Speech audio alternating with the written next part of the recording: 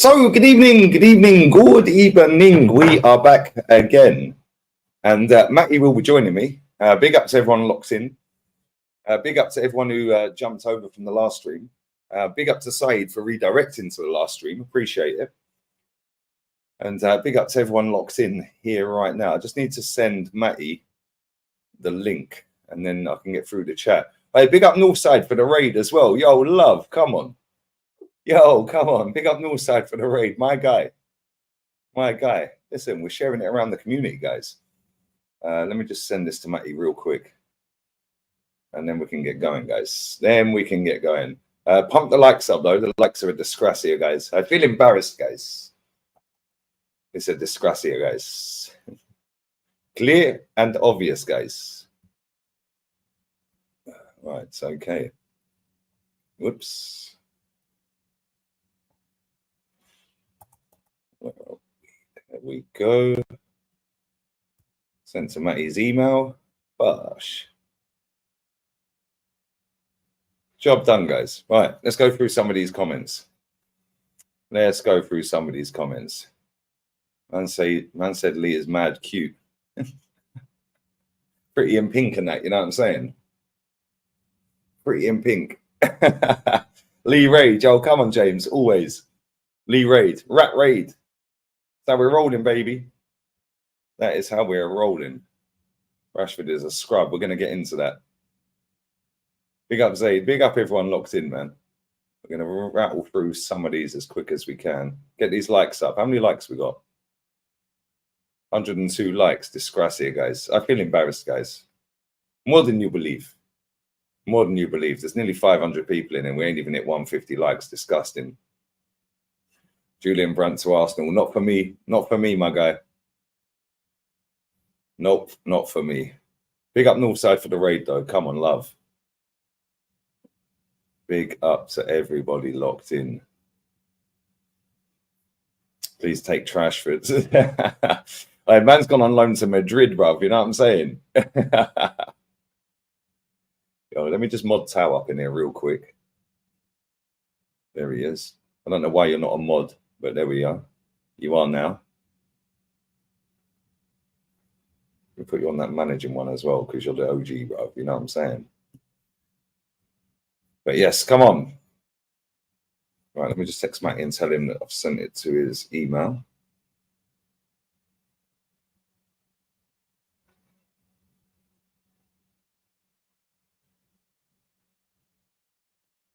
And then we're going to get into this and dissect it.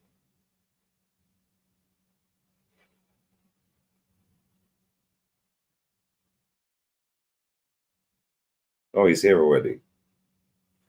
There we go. You don't know what tired is, yeah? You don't even know what tired is, bro. I don't worry, man. We'll sleep when we're dead, innit? You know what I'm saying? Yeah, you're the 24-hour man. Bro, I swear down, it's long. It is proper long, isn't it? Yeah. It's long. Yeah, I know you're tired, bro. You be up. I get up in the morning, you on. I go to bed at night, you just winding down. It's like, and Saeed be up late. Saeed and Flawless and them be up later than you. They be up, man, like 2, 3 in the morning. Y'all time. Even later, bro. I swear down, yeah. Me and Saeed speak at like 4 a.m. Yeah, that's crazy. And then I wake up in the morning and Saeed's replied to one of my messages, but he's replied at like 20 to 6 my time. You know, 6 o'clock. Like, bro, this is what it is, man. Do you know what it is here? When, like, it's slightly different for you because you're like active, you're driving. Yeah. Like, but that is mentally draining. Yeah, driving is mentally draining, especially like day in, day out, because you have to concentrate. You have to see the bicycle coming out the way. You have to see the motorbike. You have to check for police, make sure you're not speeding, like jump the red light, jaywalking and all that. Yeah, bro, it's mentally draining. But then you have to go and you have to be bubbly to do your job as well, innit? You have to also be like on it, because if you ain't on it, you ain't getting the next gig. Yeah. For me, it's less headache because I'm just sat in a chair. Yeah, but bro, I swear my whole body aches. Yeah, my whole body aches. Yeah, but when I switch off all these lights, yeah, right, because I'm talk. When I switch these off, bro, I turn everything off. I turn the whole lot off. I put the hood up. Man goes like Assassin's Creed mode. Yeah, and I just sit there. Turning my fan. I'm listening to you. I just sit there in darkness for about an hour. I'll take the goggles off. I forgot to get drops. I forgot to get the eye drops, but I'll get some tomorrow. Well, that is probably shut anyway because it's bank holiday today. But yeah, I just sit for about an hour in darkness, and then it's like, yo, now this is my downtime. Yeah, my daytime, I'm just thinking about work all the time, even if I'm not working. I think. When I come off of this in 40 minutes or whatever, it'll be midnight. I'll probably sit up and chill until about 3 o'clock, 3:30. Yeah, I'll catch up on stuff I haven't done, like catch up on some emails. I'll speak to Saeed. I speak to a couple of pals. Yeah, put some streams on in the background that I haven't caught up on, and that's it. It's a different type, but I know you work your nuts off, bruv. It's extremely difficult as well, man. What you do. Bro, I just I was while the game was on, I was sitting there retouching photos. I just took the trash out and stuff. So when you messaged me, I was chilling. I was like, yeah, come on, man. Right, bear with me 1 second because I just need to bin that off and take that HDMI cable out of there. Because I had the game on a Movistar. I actually managed to get a game on Movistar tonight. I don't know why I keep paying for it. Right, but I just need to take this HDMI cable out. It might bin me off on voice for 1 second, yeah? Yeah. Hopefully it don't. Hopefully you can still hear me, yeah? Yep. Yeah, sweet. Okay, cool. Right, happy days. Anyway, Matty, how you been, man? How you been? Good, brother. Doing good, man. Just chilling. Ready for this weekend so we can just another week, man. It's draining. I'll be glad when the season over. I'll tell you that. I cannot wait to see the back of this season. It's gone on forever, isn't it? It's been a long, draining season, man. Long and draining. Matty's link is in the title. That's now in the title, people. So make sure you get subbing to Matty. But yeah, Matty, the breaking news. David Ornstein suggests that we could be looking to get rid of Gabby Jesus this summer. We all know that David Ornstein is a puppet. So this could just be propaganda. However, this guy does get a lot of stories right because he is on the payroll at Arsenal. Hence why every time we sign a player and it's about to drop from Arsenal, he gets to put it out before everyone. So what do you make about it? Obviously, I know your thoughts on Jesus, but for people that ain't heard your thoughts before, give us your breakdown on Jesus. And yeah, man, do you believe the story? Do you think we're getting rid of him, or do you just think this is just to calm everybody down for the poor summer we're going to have, and no one was available, so we're keeping kind of thing? Me personally, I'm glad to hear the rumblings, but I also want to put this out there. Who all said that we should start looking at him, getting him out of here first? Y'all thought we were crazy. They thought we were crazy when we were saying this stuff. People was, oh man, how could you say that? And now you're hearing the rumblings. Now you're hearing all these players. You're starting to see people on the interweb say, this player needs to be moved on. That player needs to be moved on. We need to look at selling this player. This player is not good enough. This player has been here this long. This player is 25 years old. It hadn't done anything. Yeah. Now all of these are the same players that we sat here. Me, you, Jess, Kenny, Brandon, everybody, Northside, everybody you can name. We sat here and named these players, and we said that we need to move them on. And people were calling us negative. They were calling us crazy. They was calling y'all. We don't know what we're talking about. Now all of a sudden, these same names, Lee, are starting to be surfaced with moves, leaving at the summer. And all I can tell y'all is we told y'all so. Jesus came into this club. He was brought in. And when he came in, he was on fire. He has not been the same since that first year he got injured. Last Christmas. He has not been around the World Cup, wasn't it? Around that time. Yeah, and he's 27, right? He's 27, 28, 26, 27. 26. So, yeah, somewhere right around in that 27. You know, you start having these injuries. He's just turned 27. See? April. Yeah. So you start talking about leg injuries at that age, you know, meniscuses, ACLs, and foot, you know. You don't want to be hearing that at 27. Knee injuries, two surgeries. Two surgeries on the left and the right. I mean, it's starting to look like it's time to move him on. Because see, we get Havertz started his season as a forward later, and there's only a handful of goals behind this man. And I was telling people that last month. I said, "Well, look, if we're gonna raise hell about Havertz, then surely we gotta look over here at Jesus." And he was right up there at 50 million. That was a 50 million. Yep. 50 million. He's only, I think Jesus' record for a Premier League season is 15 goals. It's 14. It's 14. Oh, was it 14? Wow. 14. 29's 2 behind him with 3 to go. That's what I'm saying. And he played in midfield half the season. This is why. Hey, maybe he's not so bad after all. This is why, and don't fall for that. I look. I'm happy Havertz is scoring, but let's be frank. He's not scoring 20. We need somebody that's going to score 22, 23, 24, 25 goals a season. We need 22, 23, 24, 25. It's a proven fact Jesus ain't doing it because we got a body of work. He's been in the league long enough. If he couldn't do it at City and he had world-class players in the team and he still couldn't score over 14 goals, then we don't have any world-class players. And what do you expect him to do? Lee, right. It's time for us to start moving some of these players along. I know that game tonight. I know somebody wants to, everybody watched the Dortmund game. Nobody could score. But look, did you see how easy it was just for Dortmund to just go right back down the side? You saw how easy it was for not Portsmouth, PSG to go right back down, go down the field. Just in the blink of an eye. Yeah. We've got to get players that can produce like that.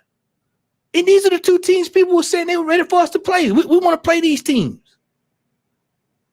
See, Lee, we our fan base. I heard something today while I was riding to work earlier. It was a guy on the radio, and he was talking about the basketball games, and they were saying, I think last night Philadelphia won or whatever, and now Philadelphia fans, we were coming back, we've got it. And he said, no, this is the delusion of fans that don't want to face the facts that they are not as good as they think they are.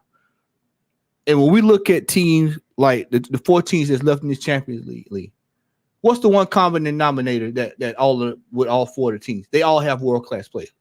They're there.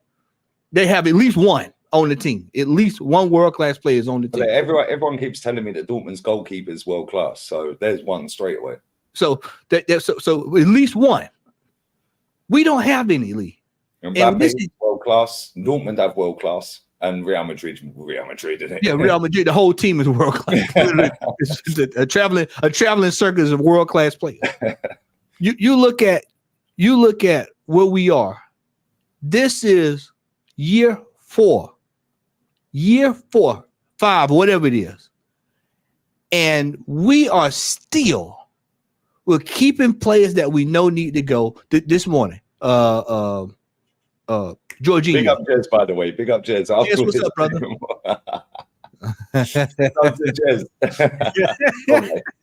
There's a player there. There's a player in there. But yeah, you look at Jorginho. We're gonna bring him back for what? And Partey for what? Partey's played 6 games this whole year, maybe 6, possibly 7. He's getting up in age. We're going right back down the same rabbit hole, Lee. Re-signing older players. We won't be able to make any money on them when it's time for them to really go. We won't be able to make anything for them. And then you look at players like Jesus. I'm seeing people, let's keep him for a squad player. He's barely in the team. He's already barely in the team. We've got to start. We've got to grow up. We've got to move past these players that are just basically, they were bridge players. They were bridge players to get us from where we were from the Europa League to this where we at now. Thomas Partey has completed 5 games, 90 minutes this season in all comps. That includes the Community Shield. 90 minutes all season. He's played 633 minutes over the season. Do you have the team's numbers for the times right there in front of your face? Do you have for different players? I can get up each individual player. I don't know how to get up Fabio. Pull up Fabio right quick. Vieira. Yeah. Pull up Fabio. I want you to. We're gonna have fun tonight. I'm gonna just prove my point tonight. Vieira stats. Here we go. That's Patrick Vieira. That's a proper player. No, we're not going there. And while you doing it, the reason why I want Lee to do this is I want to bring it home that we've got players that are not even playing in this team at an adequate amount of time, and these are the same players that we've got a section of the fan base that say we need to hold on to. Right, Fabio Vieira. Here we go. Yeah, Fabio Vieira has partaked in 17 games, 560 minutes. I mean, what impact is that, Lee? You might get a goal or two here or there, but I mean, he's got 2 goals, one in the EFL Trophy, so that don't count because that's a reserve game. Yeah, that's reserved. So actually, it's 16 games, 1 goal, 3 assists. One was the EFL Cup. He got an assist. He played 90 minutes in that in 1 game. He's played 3 minutes in the Community Shield. He's played 86 minutes combined in 3 games in the Champions League. And he's played 291 minutes combined in 11 appearances in the Premier League, 1 goal, 2 assists. So let's go to Reece Nelson. Reece. In fact, let me just quickly check the 90-minute performances this guy's had. Yeah. He has had. Smash these likes up as well. Come on, there's nearly 800 in here. Get these likes up. I'll come back to the super chats and comments in a second, yeah? Fabio Vieira has completed 1 90-minute game. I'm lying. 2 90-minute games. One of them was the EFL, so that's the reserves. So 1 90-minute performance this season. That was against West Ham in the 4th round of the EFL Cup, which we got done 3-1. Other than that, he's had 3 minutes, 8 minutes, 1 minute, 45, 24, 11, 17, 14, 45, 80 minutes against Everton in September, 13, 34. All right, Lee, it's not enough. Not enough. Not enough. Let's go, Reece. Not enough. See, and this is why I want people to start looking at these numbers and looking at these players. These are players that have almost no impact on our team. They're just taking up payroll. 729 minutes of football. If we take out 90 minutes of that, which was reserves, he has amassed a whopping 1 goal, 2 assists all season. El Nene. The cheerleader. We were fast tracking to become a coach at the club, yeah? Yeah. That's going to be shipped out to Turkey for free. Let's go El Nene stats. Smash these likes up, guys. Come on, get these likes up. El Nene, 95 minutes of football all season. All season. And we're in May. Minutes. Jeez. And we're in May. This guy's earning 50 bags a week. This is why I want you to go through these numbers, Lee. I ain't stupid. I want you to. We're gonna call them out. Let's see who else we got. He's done 8 minutes in 1 EFL Cup game. Champions League has done 62 minutes, and the Premier League 25 minutes over 3 games. Cedric Suarez. Let's go Suarez. This is our bench, by the way, fixed bench. Cedric Suarez stats. Oh my days, this is probably even worse. Let's have a look. It's loading. Here we go. No, he's done 100 and actually, let's take out 69 of them minutes. He's done 193 minutes total, minus 69 because that's a reserve game. So 5 appearances all season, and about 124 minutes, 134 minutes, 134 minutes. So from now on 2 games. So I'm going to start referring to him as El No. Hey, you know he's on 80 grand a week, Cedric Suarez. Yeah. He's less than 2 full games this season. Yeah. Cedric Shyster and El No. Nope. Who else there? We got, Lee? Edward Nketiah. Oh man. The King of Zamunda. What 5 goals this year? I think it's 5? 5 goals. Game. Yeah, 3 was in one. 3 was in 1 game. They're all in the first half of the season. He ain't scored since, I don't think. Right, let's go Edward Nketiah. Here we go. He has played 1,392 minutes over 37 games, 6 goals, 3 assists. 5 Premier League goals in 1,071 minutes. Champions League 136 minutes, 1 goal. EFL Cup 1 assist. He got 2 assists in the Prem, by the way. Community Shield. Right, let's go through it. 9 minutes in the FA Cup, 9 minutes Community Shield, 167 in the EFL Cup, Champions League 136, and Premier League 27 appearances in the Premier League, 1,071 minutes. That equates to what, 11 and a half full games? That's not enough, man. If you add up the total minutes, it equates to maybe what, 15 full games? Yeah. That's at most. Oh, and we're over a 4 season. Then you get to Jesus. If we go down the 90 minutes, total 90 minutes, 1, 2, 3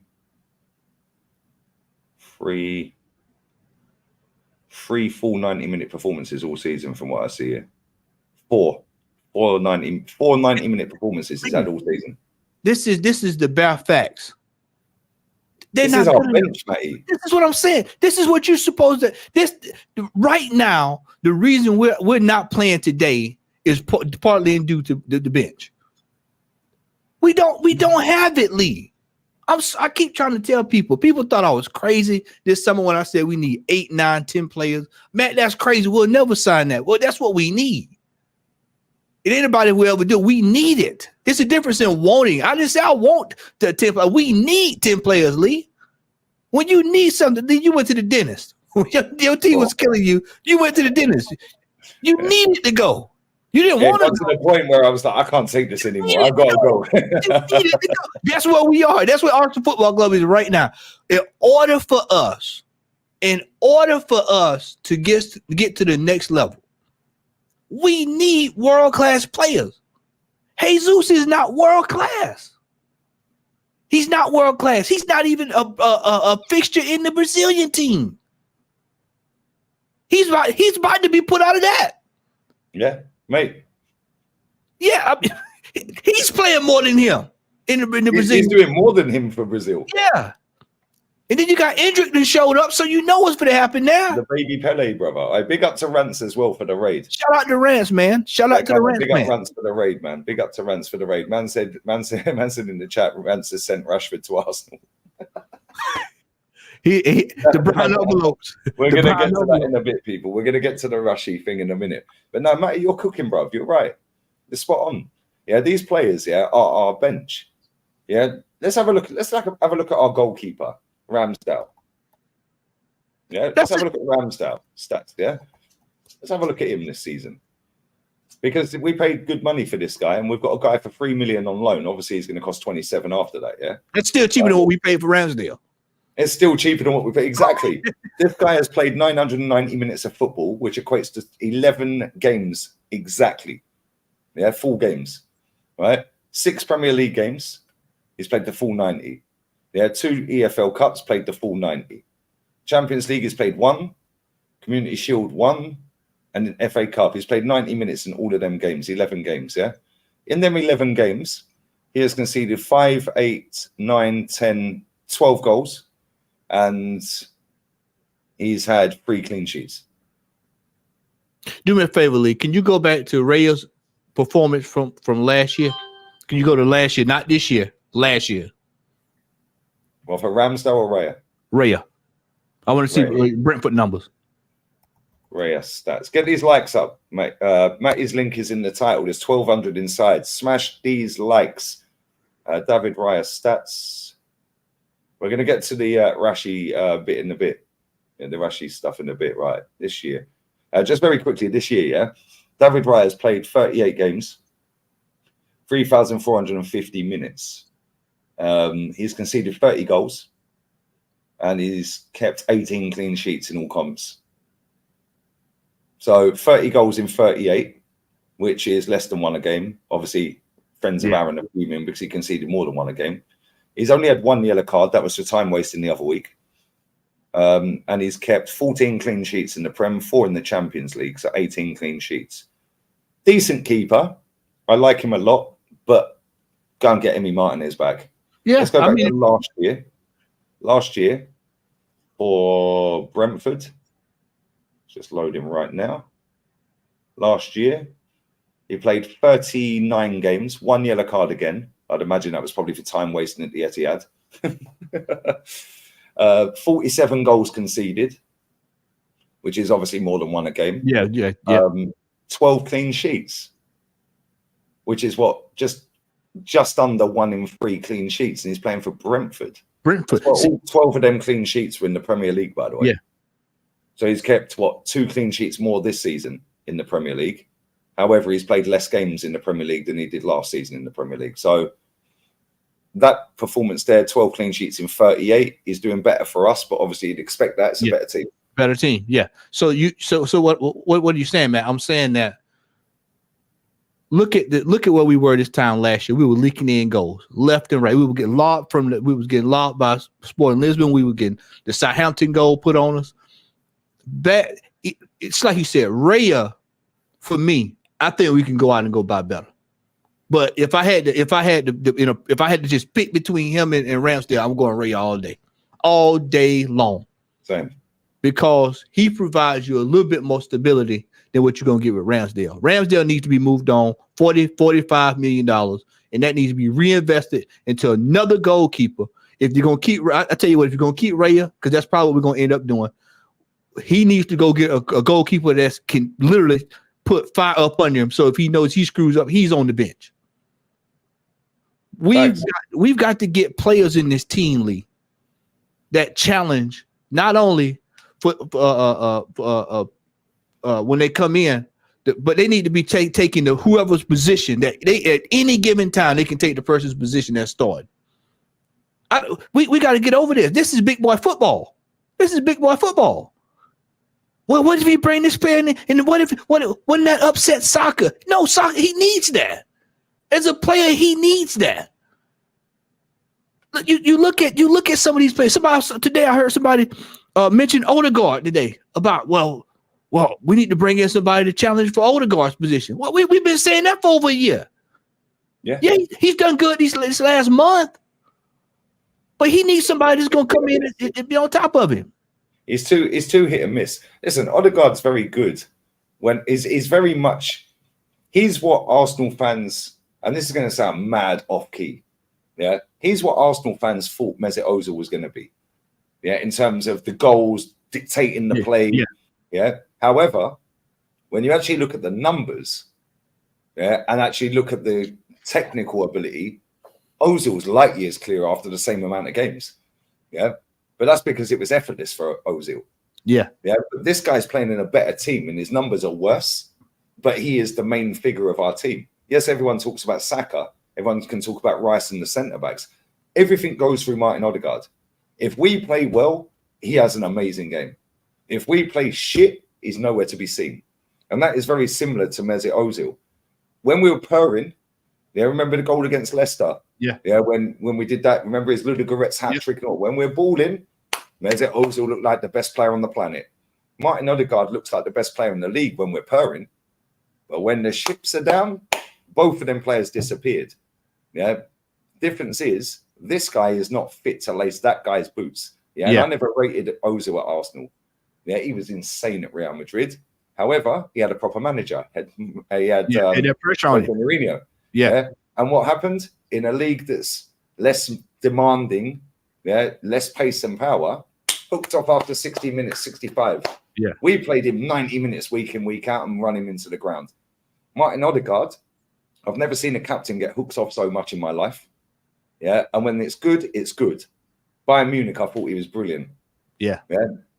Second half against Bayern Munich, in the second leg, I thought he was poor. Yeah. Aston Villa, he was the only one who actually looked like he gave a shit.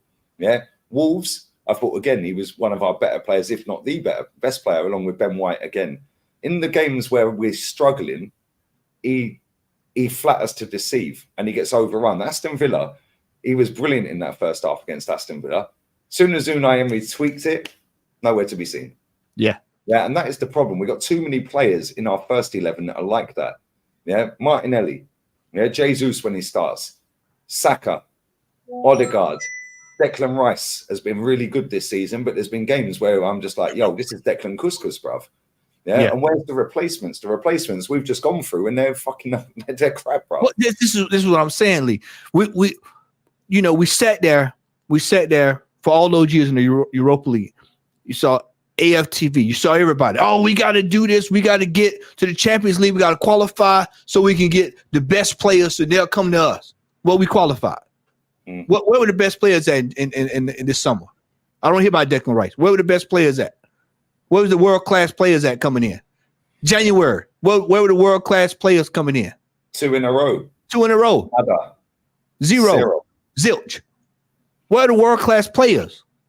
And see what they're going to do is they're going to play this game this summer. I know what they're going to do. They're going to try. They're going to get. They might throw their ring in the hat for Kimmich or somebody. They might say, "Oh, we will bring in, it's world class, and then they'll go get a bunch of junk signings, and then we back in the same situation."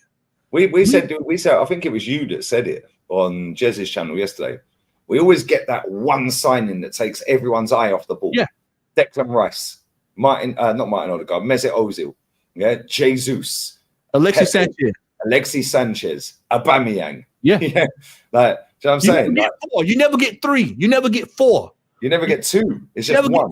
You remember Wenger used to get 2. You get Petit and you had two players coming in. Sol Campbell, you have players coming in that you knew. Okay, this team. You remember how it felt when we got Sol Campbell. We knew. It's locked up now. We got it. It's a wrap. You can go ahead and mail it in. We don't have play. We hadn't had a player come through the door that gave us that feeling in a long time. That made us go, okay, yep, that's it. City's in trouble now. You got to have, because the margins are so fine now. Mm-hmm. If Liverpool had to score, Liverpool literally had to like run away with the title to get the title. And then you look at City scoring 100 points one year, and then you look at this year. I told Tony Clark, I said, do you realize that we could not lose the City this year? This was back in January. I said we could probably not lose the City this year and still not win the title. Facts. Man City's record against the big six this season is appalling. It's poor. Yeah, it's poor this year. And if they win their games, they win the title. Our club is focused on, we beat City, we drew with City, we beat Liverpool, we drew with Liverpool, we beat Tottenham, we drew with Tottenham, we beat Chelsea, we drew with Chelsea. How about Fulham? How about West Ham? How about Newcastle? Yeah. How about, come on. Well, no, 0 shots against Newcastle, Lee. These are the fine margins. 0 shots. I told you. West Ham, that we saved the penalty in stoppage time that Declan Rice gave away. Otherwise, that would have been 3-0. Chelsea the first go around. Chelsea the first go around. 1 point in 2 games against Fulham. Bro, Aston Villa. This is why. Villa, bro, they've done the double over us. Yeah. This is why I said we've got to get world-class players that don't turn it off. Regardless, they can pop up with something out of nowhere. Bang, out of nowhere. We've got too many players that are good players, but they're not world-class players. And this is why we're going to struggle. And when we have all these competitions, because I keep telling people, I think Jazz or either it might have been Dal brought it up yesterday saying we didn't have that major injury. Oh no, it was Yeti. We didn't have the major injury this year. And normally we get the catastrophic injury. We avoided it this year. Yeah, people that say party though. Oh, party. No. Yeah, he wasn't hurt. We all know that. He wasn't hurt. Y'all saw his Instagram feed. He wasn't hurt. He was just sitting at home chilling. Like, man was bopping around, doing the gender thing for the baby, kicking the ball like a granddad, bro. Kicking the balloons. And, yeah. Walking around Barcelona, chilling. Yeah, sitting in the back of a car on his Snapchat with some girl. Like, come on, that guy weren't injured, bro. Yeah, we all know that. Yeah, Jesus was injured. Cool. Okay, cool. Fantastic. Whatever. Yeah. Why didn't we mix it up? Yeah, listen, we're still in the title hunt. Of course we are. There's 3 to go. Pressure's on. But the pressure, Man City don't feel pressure, bro. Yeah. They're immune to pressure. Yeah. They came from 8 behind last season. Do you think they're going to bottle this? No, they ain't. They're winning every game. Yeah, and Tottenham are just going to do the parting of the waves against that lot.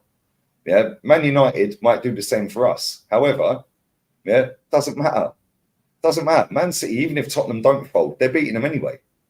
Yeah, they're beating them anyway, bro, and they're going to win that cup final. They're going to do a double.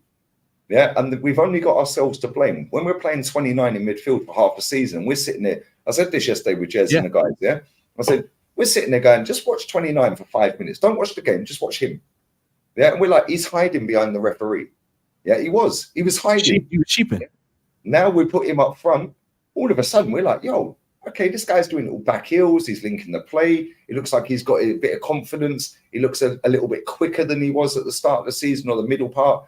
He's not having to worry about tracking back.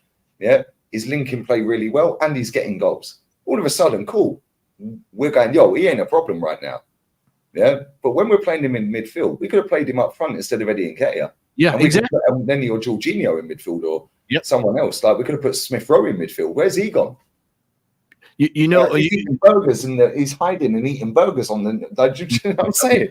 They've got him in his coat. On the side. They caught him on camera. I don't know if you see it. He was literally eating a burger in the dugout the other day. Like, come on, man. You look at your boy. Another one, Zinchenko. That's another one. Needs to be moved on, man. He's too big of a liability. Needs to piss off, bro. This is one of them. Lee, and people think it's extreme. I saw somebody in the chat say I was whining. I'm not whining. I'm just calling it like it is. We don't have a bench. And we called this shit way before everybody else. We said Jesus is not it, bruv. I like Jesus as a footballer. I think he's actually quite a tidy footballer at times.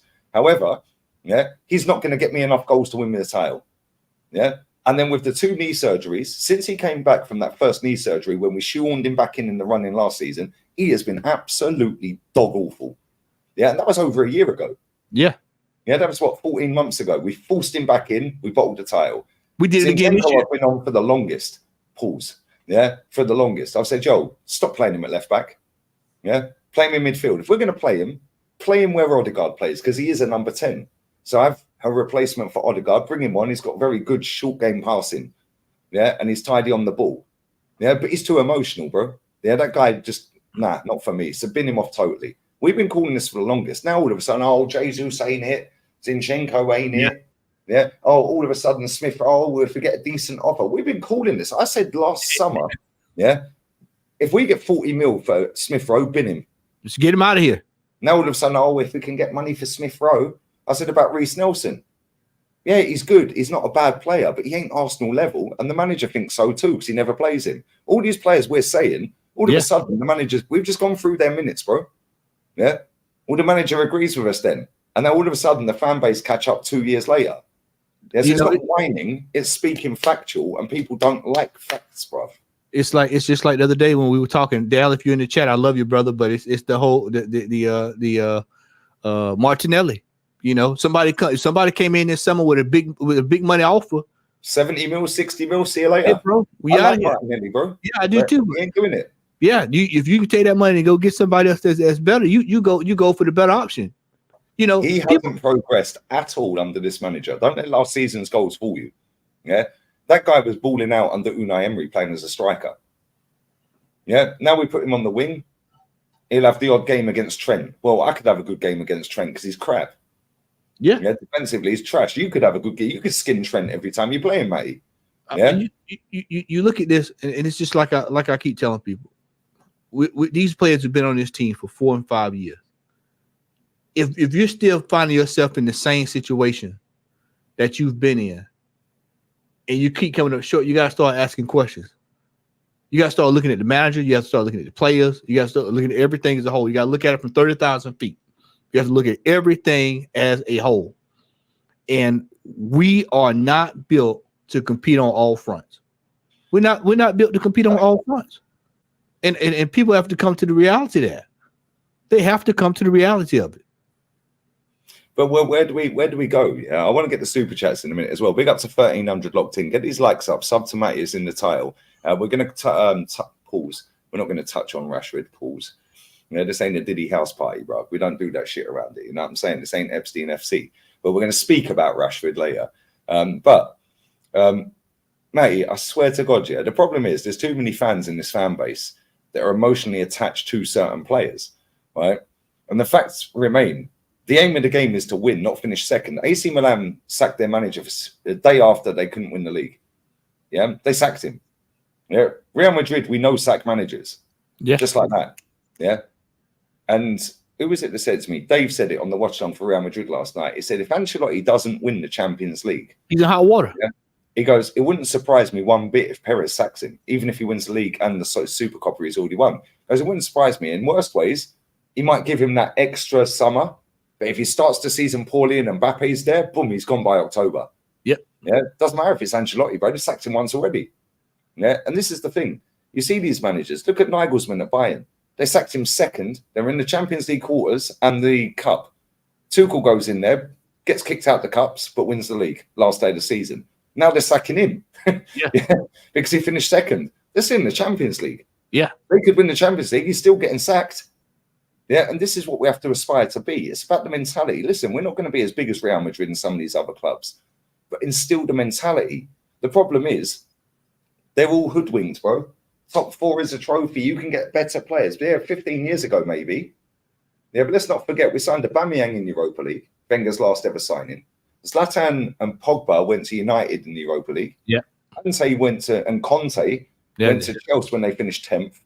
Yeah. Money talks and BS walks, bruv. Like, it's as simple as that. Yeah, this is not the Premier League it was 15 years ago, where the be-all and end-all was Champions League. Every team has dough. Yeah, so where's our world-class players? We ain't got one. We've got some that are borderline and could potentially be, but they're not world-class in terms of the world-class we've seen. They're world-class in this era. Yeah, potential. Yeah. I look at somebody, the only world-class players I look at in the Premier League right now, Bernardo Silva, Edison and Alisson, Rodri. Other than that, I'm kind of struggling, bro. Yeah. Yeah, and funny, they all play for Man City and the goalkeeper at Liverpool. Where's the world-class players, bro? Yeah, then when I go and look at Real Madrid, they still got Modric, they got Cruz. Modric was on the bench, Camavinga.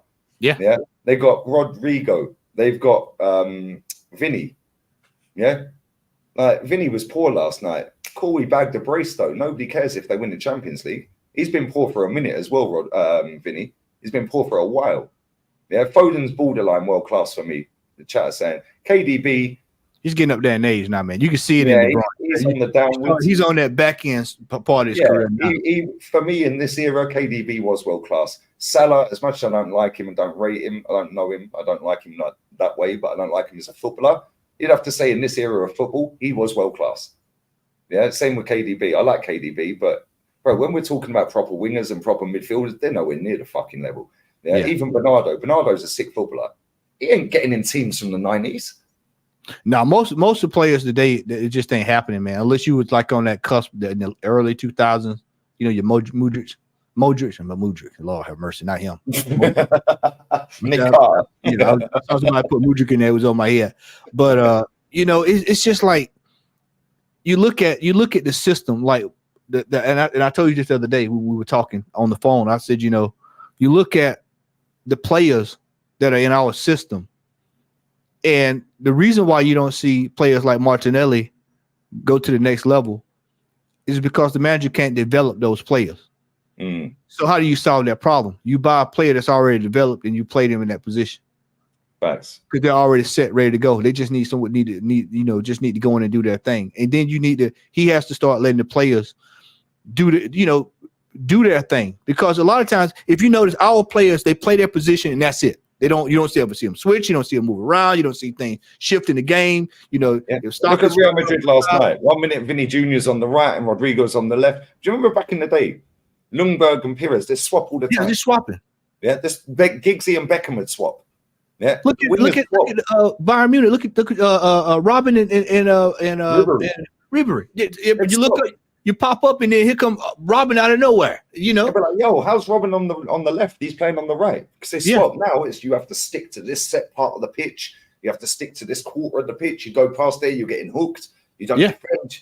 Yeah, bro, it's embarrassing. It's embarrassing. Yeah, so we never swap our wingers, and it jars me all the time. Yeah, because it's so set and rigid. Yeah, and it's just like, come on, mate. Like real talk. Yeah, it is mad. But listen, we are going to get to the super chats in a minute. I'm going to go for a quick piss. I've been holding it for time. There's 1,200 inside. Sub to Matty's channel. Get these likes up, guys. And a lot of people saying Verge world class in this era. He's not now. I think he's on the downward as well. Van Dijk. Yeah, I think he was. Yeah, but for this era. But then if you go back to the era we grew up in, he ain't getting in no team, bro. I told you most players in this I was like, nah, most of them ain't, bro. Is he getting in over Tony Adams and fucking Sol Campbell and like? Is he getting in over Company? Even Company back then, like John Terry and Carvalho. Get out of here, man. Yeah, like, I like Van Dijk as well. I think he was a really sick centre back, but he ain't on that level, and that's what I see world class. People are saying Trent, like I don't see Trent as world class. Trent is a very good footballer, but he ain't a right back. The same as Zinchenko is a very good footballer, but he ain't a left back. So it's like, who do you start blaming here? Do you blame the player or the manager who keeps playing him there? It has to go to the manager. He ain't picking himself in that position. He's just saying, yeah, cool, I'll play. Yeah, which you have to rate. Yeah, cool, I just want to play, so I'll play. But then when it comes down to it, you have to take the brunt of the heat as well. But then it comes back to the manager putting you there. Yeah. And this is why when I see players playing, Ashley Young's a prime example, yeah? Ashley Young's playing right back for Aston Villa. He played right back at Inter Milan. They won a title with Ashley Young at right back. Yeah. Yeah? You got to go all the way back through history. It's a different league. Yeah, it's a different league. Cool, whatever. Still played right back and still did a job. He did a job for Aston Villa at right back. All of a sudden, everybody goes, yo, you're not doing the job properly. Concer's in. Yeah. Yeah, and this is where we have to get to. You have to make the tough decisions. And this manager, he kind of does at times. He'll give a player enough rope, Eddie Nketiah. But by the time he does it, it's too late. Thank you. This is why we're in the situation we're in now. Instead of signing him up, you know what? What he should have did was after he scored those 6 goals and his ceiling was at the highest, he should have told him, said, look, you know, I realize and we appreciate you scoring these goals. You find a team you want to go to, and we're going to get you there. Whatever it takes to get you there, we're going to get you there. Whatever team, we're going to try to get you there. And instead of doing that, he says, well, I'm going to re-sign him up for another few years, give him the 14 to put pressure on him, and then sign him up for $100,000 a week. So immediately you threw him in the cooker. He was in the cooker immediately, and he hadn't lived up to it. That's on the manager. That's the manager's doing. Mate, this comment right here, is a Liverpool fan saying this. Yeah, big up Zaid, Liverpool fan. If Trent was a good defender, he'd be world class. Facts. But again, he's a midfielder. Yeah, he's a number 8. Zinchenko's a number 10. Before he signed for Pep, he was playing number 10. Playing midfield, yeah. Yeah, his short game is sick. Yeah, Zinchenko's short game passing is literally world class. I think the modern manager in football, it's their way or no way. And that I can tell you as a coach, that's just not going to work. It's just not going to work because you're going to basically be. I'm going to go for a piss. I'll let you carry on. Yeah, I'll be literally in 1 minute. Yeah, smash these likes up, guys. I'll get through the super chat and I'm back. Yeah, hit the likes, chat. The modern manager, it's my way of the highway mentality. And what happens is when you have a player that can go to the next level, you basically hamstring that player from getting to the next level because you're dead set on them playing in this system. This is why when people look at Pep, and I had this discussion with Lee, I said, now you watch Pep next year, he's going to switch everything up that he's done the last couple of years. He does it every few years. He'll go one way and then he'll switch it up. And the reason he's able to switch it up is because he's got the technical players to do that. He'll switch it right up. And then everybody else will still be stuck in the old way of doing things. It's still trying to make it work. You get these players like Martinelli, and instead of you say, you know what, I want you to add something new to your game. I want you to take it to the next level. I want you to drift inside, tell whoever's inside to go outside. Drop back. Somebody drop back in the supporting striker role, help you out. Talking. You don't see our players if you watch Arsenal play. So I watch a lot of film. You don't see our players do a lot of talking. And the reason I say that is you go back to the 07, 08 team, 08. In those teams in the late 2000s, early 2000s. I'm getting old now. 07, 08, 09, 10, 11, 12. You go look at those teams and look at the communication that our players had. It was telepathic. They just knew what to do. You could tell that they worked on stuff. Our attacks, and people think I'm crazy. When you go look at the attacks, how many passes it takes for us to get sorted out for a goal. It takes pass after pass after pass after pass. They get in the box, they turn around, they look, they play in the circle. It just takes forever for us to get a shot off. Yeah. But that's because the managers made that system that way. Yeah, he's told them, don't do anything silly, just retain the ball. If you can't get the shot off, yeah, keep the ball. Which is why you see Saka cutting inside, and then he thinks, right, I can smash this ball straight through that defender's legs when there's 4 defenders in front of him. When it comes off, it comes off. It did the other day, albeit there weren't 4 defenders there. And he scored. How many times does Saka do that and it don't come off? And we're like, what the hell are you doing? Yeah, How many times does Odegaard take touch after touch after touch and drop the shoulder? And then he goes, can't get the shot off, so he'll pass it off. Then we go back and around and rinse and repeat. The manager's telling them to do that. I don't believe Saka is as bad as he's looked this season. Why? Because I've seen him actually balled out. First season he got in the team. Yeah, he was playing at left back. Yeah, then when he switched to right wing, he was balling out, bro. I see a compilation on Twitter the other day. He looked 100 miles an hour. Yeah, he could take players on. Yeah, he left foot, right foot. So why is he jinking inside? Why? Because that's what the manager's telling him. Saka is not as bad as he has looked this season. But people go, but you're on to him because he's got to look at the GA. Bro, that guy could get more GA and actually go on and be a top footballer without this limited, you have to do this, and this. Yeah. Put him in Ancelotti's team. Yeah. Put him in Ancelotti's team where Rodrigo and Vinny, and just tell him he'd balled out, bro. Yeah. Yeah, but he won't get to Real Madrid because Ancelotti or Real Madrid will look at him and go, he's limited. Yeah, because that's all he can do. He's been taught one way, and it's going to be hard for us to spend that money. Yeah, he's robot because if we can't make $100 million investment on this player, and he's turning around and he's going to do this, that's the only thing he's good at is that right there. That's and the thing is, because you've coached him for 4 years, the same thing. Yeah, it's very, very difficult to go back to being relaxed on the ball and doing what you want and having a free roam over the pitch. And again, Saka's not a right winger. He's a number 8. Yeah. He came through the academy as a number 8. Yeah, fair play. We've got a good tune out of him. But ultimately, what's he won? One FA Cup and he didn't even start in that game. Let me drop the bomb on you, Lee. This is why this is going to hurt some feelings when I say it. Don't worry, man. This channel is the right channel to hurt feelings, brother. This is why I said Arteta is inexperienced. Had he went somewhere else for maybe 2 or 3 years and applied his trade, he learned that, oh, you know what? Maybe I can't do that. But because this is the first job. So he's gonna make first job mistakes. If you coach long enough, you would know that. If you've got a player that's good, let the player do. Let him do what he's good at. Let him do. As long as it's not putting the team at a deficit, let the player do what the player wants to do. Did you see that interview with Simon Jordan last week? No, I missed it. Oh, mate, you need to. I haven't watched the whole thing. I've watched 3/4 of it. John Terry said, yeah, that basically they told him, yo, Eden Hazard's our best player. He ain't going to track back. Jose was like, he ain't tracking back. Yeah. So he sat them all down in a meeting and said, he's our best player. Now you lot have to do more work for him because he said if he went to Hazard and said, yo, you need to do this and come back this way, yeah, Hazard had down tools. He knew that. So he knew what I'll do is I'll get the other 9 outfield players to do more work for him and just let him be lazy on the pitch, let him do what he wants. But when you get the ball to him, it's electric and bang, he wins games on his own. Yeah, that's coaching, bro. Yeah, Cantona.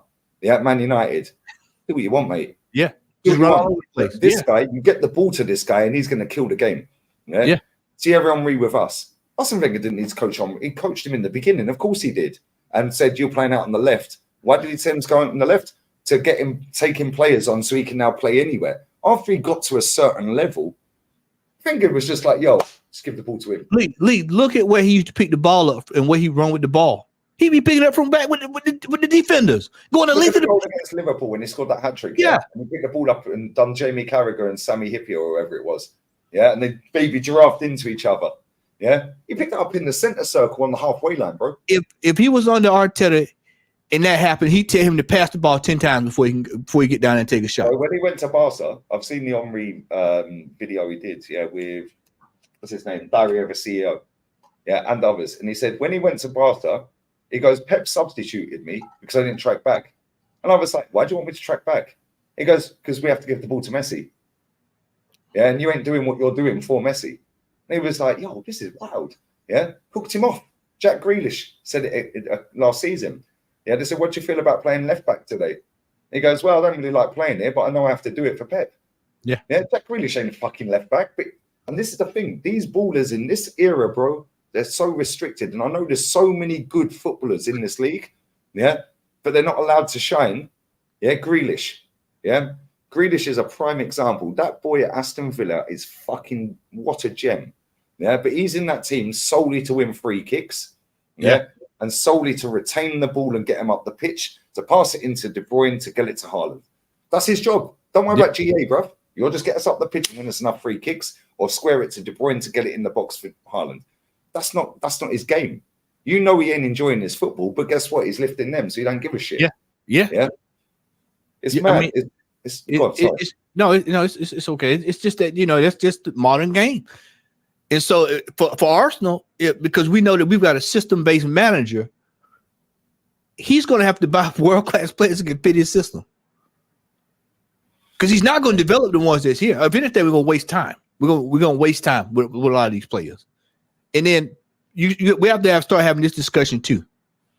We have to have this discussion, Lee. Players are going to get tired of coming in second place and not winning anything. They will. Especially Saliba. Oh yeah, there's about this guy's playing with serial World Cup winning players. In France. They're talking it, and when they go to the national camps, they're talking. Bro, he's playing with Camavinga. He's younger than Saliba, and he's won everything. Mbappe. Tchouameni. Yeah, you look at all these players. You look at how long, like I told you, how long some of them have been here. Failure after failure after failure after failure after failure. Let's see, who was in that team that won the FA Cup that's still here? Was it Saka? Reece Nelson's still here. Saka's still here. Emma Smith-Rowe. El Neni. In fact, let me get the team up and I'm going to grab the super chats. Smash these likes up. Come on, 1,200 in it, man. I'll come to the super chats in 2 minutes, guys. FA Cup. But this is going to tell you that most of these people in the team I hadn't even seen success under this manager. FA Cup 1920. Let me get the starting 11s. Arsenal 2-1 against Chelsea. Lineups. Here we go. Right. We had in goal. Martinez, he's gone. Holding's gone. Louisa's gone. Tierney's on loan. Bellerin's gone. And since Martinez has left, he's won trophies. Since Luiz has left, he's won trophies. Since Bellerin's left, he's won trophies. Danny Ceballos has won about 7 since he's left. Actually, that's a lie. I think he's won 8. He won 1 this year. 7, and then he's about to win the league, so that's 8. Granit Xhaka's left, won a trophy. Could do a baby treble in Invincible, by the way. Maitland-Niles has left. Nicola Pepe left. Lacazette left. Aubameyang left. He's bagged 20-odd goals this season, by the way. Just saying. Our bench that day, Socrates left. I think he's won trophies since he's left. Kolasinac has left. Torreira's left and won trophies. Joe Willock's left. We had Matt Smith on the bench. Bukayo Saka on the bench. In fact, Bukayo Saka didn't even come on in that final. My bad. So Bukayo Saka didn't even appear in the final. Wow. Matt Ryan, Macy. And that's it. Yeah. So, Lee. So only Reece Nelson, Eddie Nketiah, Bukayo Saka, and none of the starting 11. None of the starting 11 are here, bro. So when people made that argument about, well, he won us the FA Cup, what team? Because it's not the team we got now. Bukayo Saka, yeah, Bukayo Saka, Eddie Nketiah, Reece Nelson, and that's it. So when they make the argument about the FA Cup, what argument? What are we arguing about? Because the players that were in that team is gone. This is a whole different team, almost. Well, almost is 90% a different team, and these players have not tasted success. This is why it's important to win the small cups, man. The Carabao Cup. Yep. Just to get a taste. This is what Pep did. Pep came in there. He put high emphasis on the Carabao Cup because he knew that if they got a taste of that, then they want to win another one. Then let's win the FA Cup. Let's win the league. He did it. He came in against this lot behind us. Yeah. pause. He came in against this lot, invincible. First trophy, League Cup, back-to-back titles. Yeah, so he did a double, a baby double, but he did a double first season and said, yo, record-breaking season defensively, will never be beaten, 15 goals. Next season, retain the title. He's up against Fergie and invincible Wenger. Where was this? Oh, we can't compete until Fergie leaves. We didn't have this back in the day, bro. When people say, yeah, but the points are higher. Okay, cool. Well, the money spent is higher now. Yeah, so get over the line, innit? Yeah, this is a great comment. I'm going to get to the super chats real quick, yeah? Right. Ancelotti said a few days ago he doesn't coach players. He just instructs them to organise themselves defensively and do whatever they want in attack. I've seen this as well. Yeah, he has his coaches set them up defensively. Yeah, and he'll have his style, and his style is still AC Milan, like back in the day when he was at Milan for 9 years. He still plays that 4-4-2. But them two are not a two, bro. They're wingers. Yeah, they're wingers. Like Mane and Salah. Yeah, and they can do whatever they want. And they'll have a chat with each other and say, yo, this fucker's giving me a bit of jip over it. Can I go on your side for 5 minutes? And all of a sudden you go, yo, where's Vinny? Yeah, bro, that's the only team I see in world football right now, yeah, that Vinny can be on the right when he should be on the left. And Rodrigo's on the left. Yeah, and they do that for 5 minutes. It baffles everyone. Like, whoa, how's he over here? That's my man. And because the other team are drilled to follow him, now it just throws him out of sync.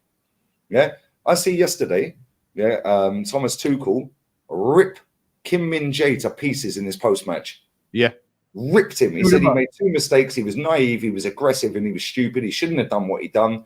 But this is elite level football, and hopefully we can go and get result. He knows that tie's done. Yeah. Yeah, because of you ain't beating them in Madrid, bro. Bro, they've lost 2 games all season, and both of them were to Atleti. Bro, and they've had about 40 injuries this season. They're playing their third choice goalkeeper. Oh, come on. But we've got injuries. Yeah, but guess what? Did you hear Bilbao, or Mallorca, saying, but we can't beat the big teams to get to the Copa del Rey final? Yeah. No, them two got to the final. Real Mallorca got to the final. Real Mallorca have probably got more subs. But in fact, I know for a fact AFTV have got more subs than they have population in Mallorca. That didn't stop. What Bilbao was it 4 years ago, and they kicked Barcelona in the teeth? Was it 4 years ago? Yeah. Bro, Bilbao have a bigger fucking trophy haul in that Copa del Rey than Real Madrid. They're the second most successful team in that Copa del Rey. Than Real Madrid. Barca are top. They're second. They've won more than Real Madrid. It didn't stop. It didn't stop Coventry City for rolling up in Wembley 3 weeks ago against United. Didn't stop Newport County having to go against Man U. And people go, oh, but Man U, oh, they're crap. Well, okay, sorry, but it's not a part time. Come on. You talk plumbers and windows. Taxi drivers, Uber drivers, delivery boys, I'm going to grab these supers real quick. Big up to everyone locked in, man. This show's been fire. Anytime you need to bounce, let me know, yeah? Because I know you good, brother. We good. Big up Mr. Josh, man. Make sure you sub to this guy's channel. Man United fan that says it is. Arsenal will make a huge mistake signing number 10. He has been crap for us. He's talking about Rashford, obviously. We'll get him in a second, for us, he can do so much better leading signing him. Facts, we're going to rip that to shreds in a second. Big up William Perry, my brother. Long time. I ain't seen you in my chat for time. Come on, brother. Why can't we at least try to win the cups? Because we ain't built a squad good enough, mate, unfortunately. And this manager is...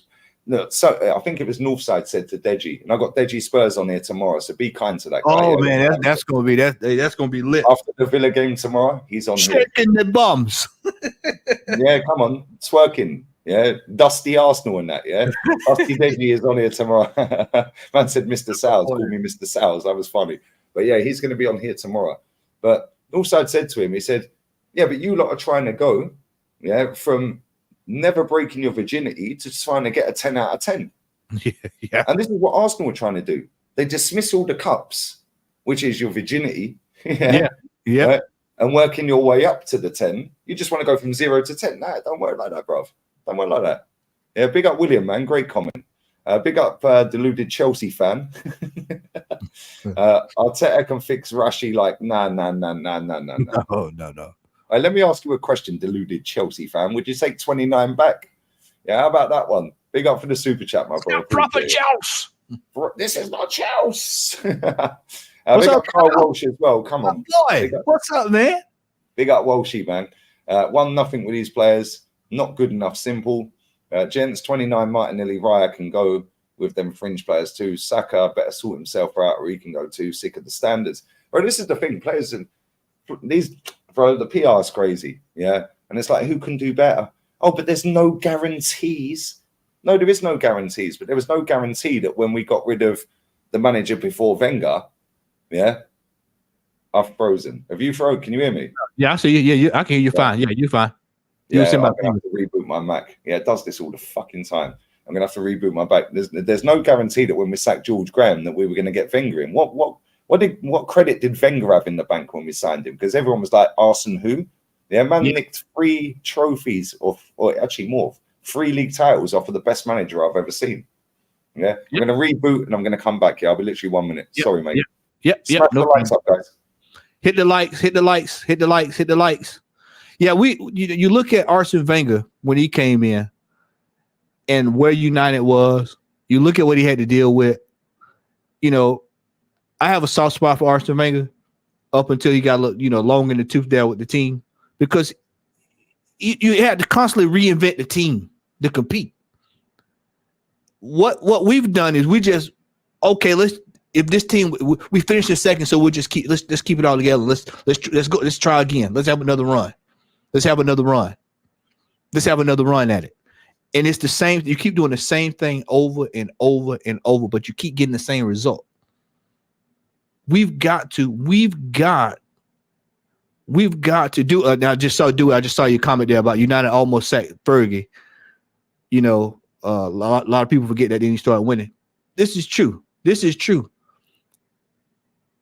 But when you look at Arteta, how long he's been, I can't remember how long it was how long Fergie had been there before that happened. I think 2 years, 2 or 3 years, something like that. But we're going on year 5 with this manager who has no coaching experience, by the way, no coaching experience. And this same manager is constantly doing the same thing. This is why we've been linked to this play. We're going to talk about Rashford in a minute. I got 1 or 2 words to say about that. You can best believe I got 2 or 3 words to say about that. Linked to Rashford, re-signing Jorginho. You know, we've held on to players so long. People forget that we've held on to Nelson. I've got coaching badges for the United States Soccer Association, my friend, and for the GHSA, Georgia High School Soccer Association. So I've got pretty extensive badges. But what he's done is he's held on to these players so long. When it's time to start selling these players, look at how poor we've been historically when it comes to selling players, and then look how long we've held on to these players, and then look at what we're going to get for some of these players. Some of these players we should have sold 2 or 3 years ago. Eddie Nketiah, we'll never get the money that we should have got for Eddie Nketiah when I think West Ham, y'all. I think it was West Ham that was offering big time money for Nketiah. And instead of selling him at the height, when we could have fleeced them like the same way we did Everton when we sold Iwobi. That was probably the best piece of transfer business we had done in years. Unai Emery. Yeah, Unai Emery. We sold Iwobi for what, 40? Unai Emery. Saka debut, Unai Emery. Smith Rowe debut, Unai Emery. Martinelli, Unai Emery. You look at how much we got off that Iwobi deal, man. I still laugh at that when I watch it. That's a joint record, or it's up there with Joe Willock as well. Yeah. Yeah, Joe Willock over Mars. Joe Willock. I think there are 3 most, and I think they're pretty much all level. Oxlade Chamberlain, I think, is up there as well. Yeah, somebody in the chat made a point earlier. I don't know if you heard me, but he brought up a point about, well, United almost got rid of Fergie, but they kept him and they started winning. Yeah, but Fergie had experience. Fergie beat Real Madrid with Aberdeen in a final, and cussed him out afterwards.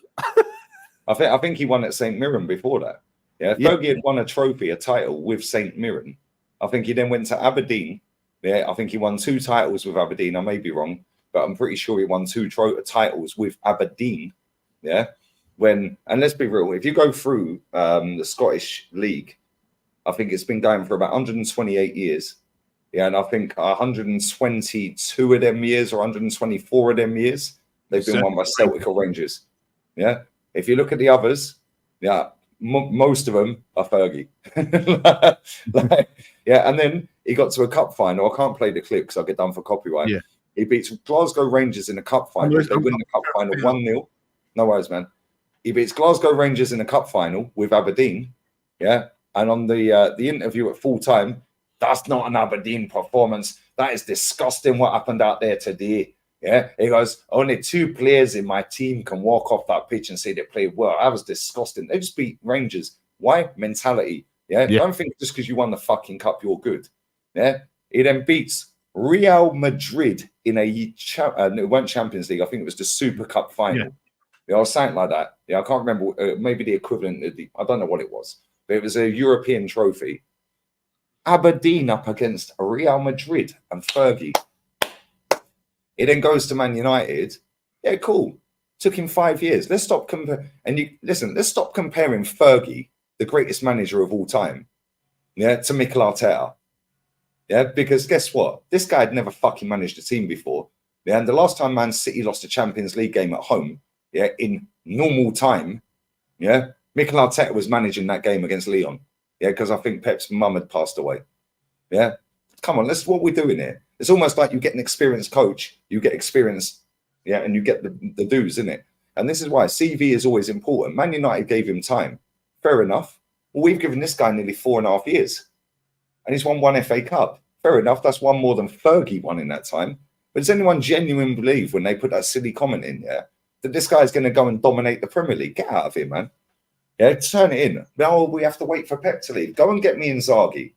That guy's won everything, yeah, apart from the Champions League. And if he had won the Champions League, which, let's be real, Rodri rocked up in, right, and won them. But if Lukaku weren't a donkey, that would have gone extra time. Him and your boy, your boy, Taro, yeah. You know, if them two weren't donkeys, yeah, he would have done a treble. Yeah, bro, he would have done the treble, not the baby treble, not a mini treble. He would have done the treble. Yeah, he won at Lazio. We'll just go and get but there's no guarantee. And what? So we just keep this guy in hope then? Like, fuck off. Oh, big up to Chaitanya as well, man. Get Isak and Rodrigo, Bin Eddie and Jesus, bro. Isak, I've said this before. Isak's a more polished Ollie Watkins. Yeah, the problem is we don't play the style of football that suits Ollie Watkins or Isak, because if you look at most of their goals, and I've rated Ollie Watkins highly, I've rated him since Brentford, right? And anyone who's watched this channel for long enough will know I was saying, yo, Ollie Watkins is a baller. Same with Ivan Toney, right? However, if you look at their goals, both of them, it's always on transition and they're standing one-on-one with the... Look at Van der Ven, the way he did in Baby Giraffe the other day. That is how him and Ollie Watkins score most of their goals. How is he doing that in our team when we're playing this U-shaped football? Horseshoe football. Ain't happening. So the best striker for that, for me, is Ivan Toney. Because he will win a header. He will score a free kick because he can take free kicks.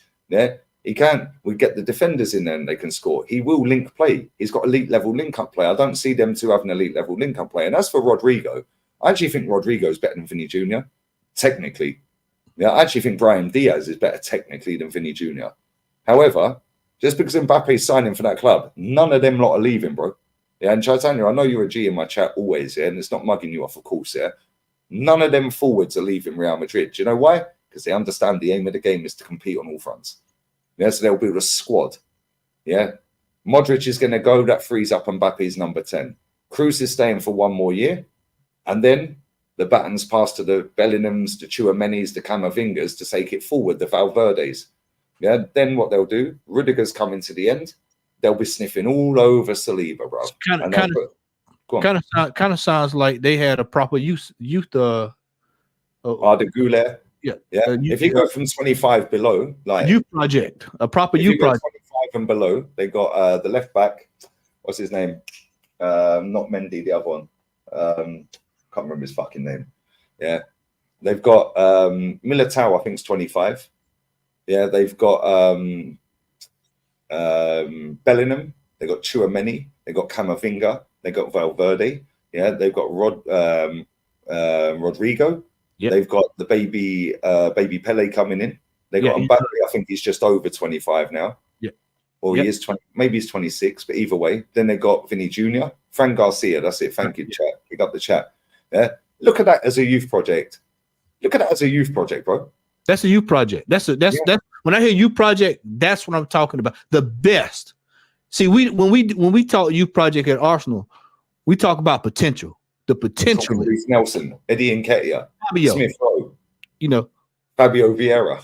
Yeah, that's what we talking about. When I hear youth project, I think of the best available youth players that potentially are going to become world class. Yeah, they won Alphonso Davies as well.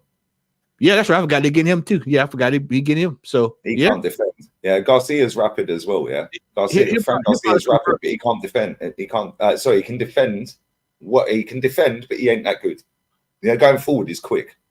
Yeah, Mendy. Yeah, Mendy for me. Yeah, I think can defend better than Fran Garcia. Yeah, and I don't know, man. Listen, when you look at that Real Madrid team, yeah, they have got elite level ballers, but you know what they've got? They've got elite level fan base, and this is why I know when people say about you, oh yeah, why you got the Yank on again? Why you got the Yank on again? Yeah, bro, Real Madrid have got more fans in Spain than any other fucking fan base, right? Arsenal have got a big fan following in England, right?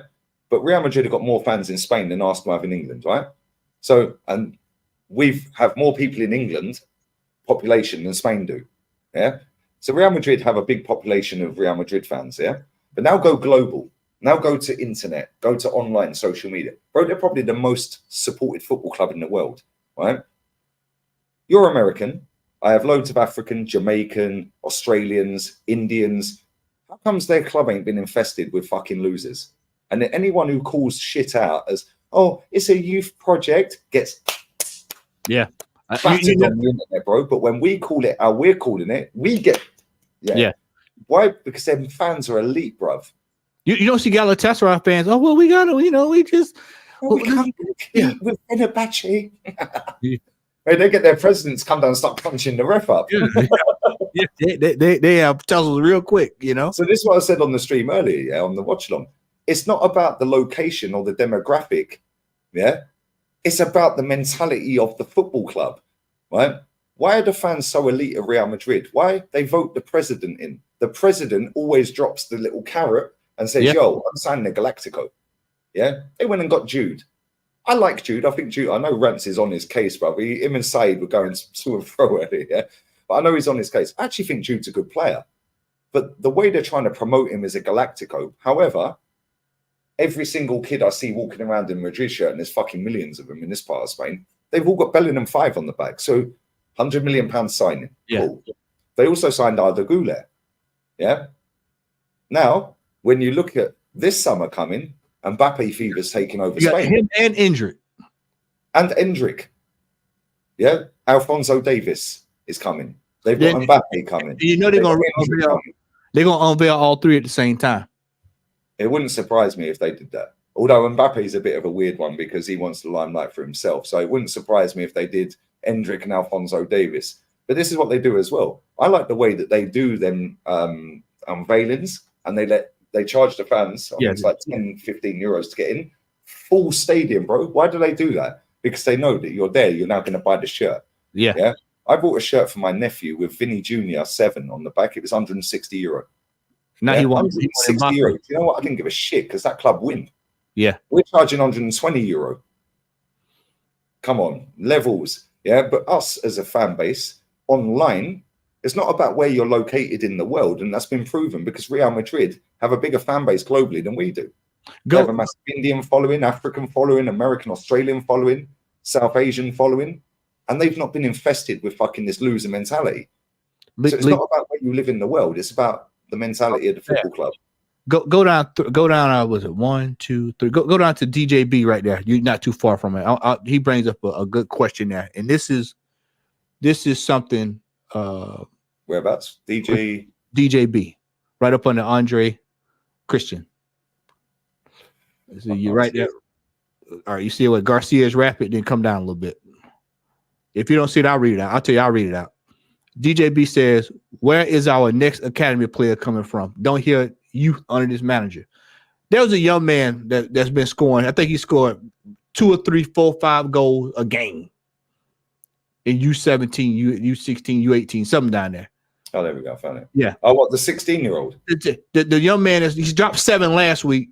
He dropped 7. Oh, this is one that came on against Brentford, and we ain't seen him since. Dropped 6. Is that him? Yeah, that's him. Ethan Nawari. Yeah, that's him. Is that him that scored 7 goals the other day? Yeah, I think so. Yeah, I think that's him. Chat, correct me if I'm wrong, but I'm sure that's him. Yeah, but that young man. Is it? If it's not him, let me know in the chat. But it may be him. No, it's not him. It's not him. Okay, Obi Martin. That's it. Obi Martin. That's it. Obi Martin. If you see him scoring 7, 6, those kind of goals, give him 3 minutes in a game. Wenger used to do that all the time. But we used to get to finals with the youth team. What the youth? Ali Adier. It's like that, it's like that, lead the brigade. It was the other one, Awusi Abayi. Jermaine Pennant. we had a hat trick too. Yeah. Pirro scored a hat trick in that game as well. Yeah. We out there with the kids, with the babies. You remember that comment? You remember that comment? Was it what's the dude's name that coached Spurs, man? He Martinho. And he was talking about the babies. I don't know if you remember that. He was talking about the babies. He said, I don't know if they didn't look like babies to me. But yeah, the babies. We out there turning teams over in cups with the babies. Yeah, mate, we used to smash it. Yeah, Akpom. Yeah, come on, Chupa Akpom. Yeah, this is what we used to do. It's for the under 18s, not under 23s. Man like Tony said, clueless, bruv. I don't watch that shit. Why am I watching under 21s, under 23s, under 18s? I ain't got time for that, bruv. I'm working. Yeah. But if he's that good, right, I'll give you the best example, right? I see people all the time, yeah, right, saying, oh, but he's young, give him time. He's only 20. Bro, there's a boy who plays right wing for Barcelona who's just turned 16, yeah? Fucking, bro. Either the player's going to be good. Lee, either the player's going to be good or not. Bro, you've seen that Lamine, man. Yeah, Lamine. Yeah, I've seen him. Your mom. That guy is one of the best wingers in world football right now. I showed you the fella down in Brazil. I showed you the midfield. I can't call it now, but I showed you. We watched 30 minutes of him. Gino or something like that, innit? Gavinho, yeah, he's fucking sick. I showed you. He was 17, and I showed you him, and I said, he's gonna be legit. I can look at it and tell. Yeah, first touch, 100, left and right foot. Yeah, I that's what I coach 18, 16, and 14-year-olds. So I immediately look at a player and go, yep, he's set, pretty much ready to go. That's the problem. We have our scouting department needs an overhaul. That's another thing that needs overhaul. It's the scouting department. How is it that other teams can go out and find the top talent, and then we can? We're right here scuffling, looking. There's nobody. It's like this in January. There was no players. This is why I posed the question. There's no players across the whole world of Europe that we couldn't bring in to help this team. There's no players. Zero. From ages 16 up. There's no player that we can find across the whole of Europe, the world that can come. Our youth project is Marquinhos. Yeah. That's why I was just with Wenger. Samba Lukonga. Yeah. This is why it's a no-go. This is why I was pissed when Wenger that year we didn't sign outfield players. Yeah,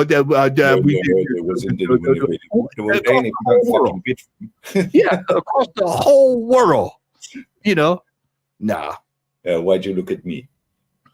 Marquinhos is another one. Marquinhos is another one we signed. That was that was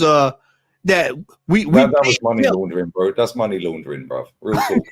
I'm not even joking. We paid 3 million quid for him. 3 million quid for him when he was free to keep good relations with that club. Yeah, right. It then goes on loan to Norwich after scoring a Europa League goal and cries when he scored.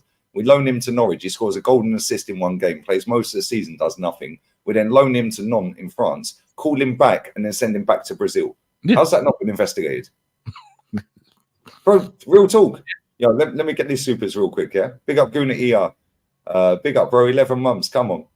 You get the rat on 12 months, bruv. Yeah, come on. Yeah, Los Ratos.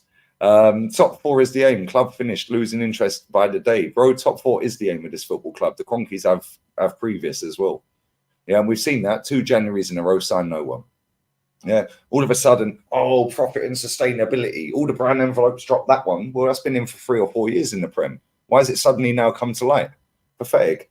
Cedric earning 29 million. Oh, sorry, I'm lying. £29,104.48 per minute of football played.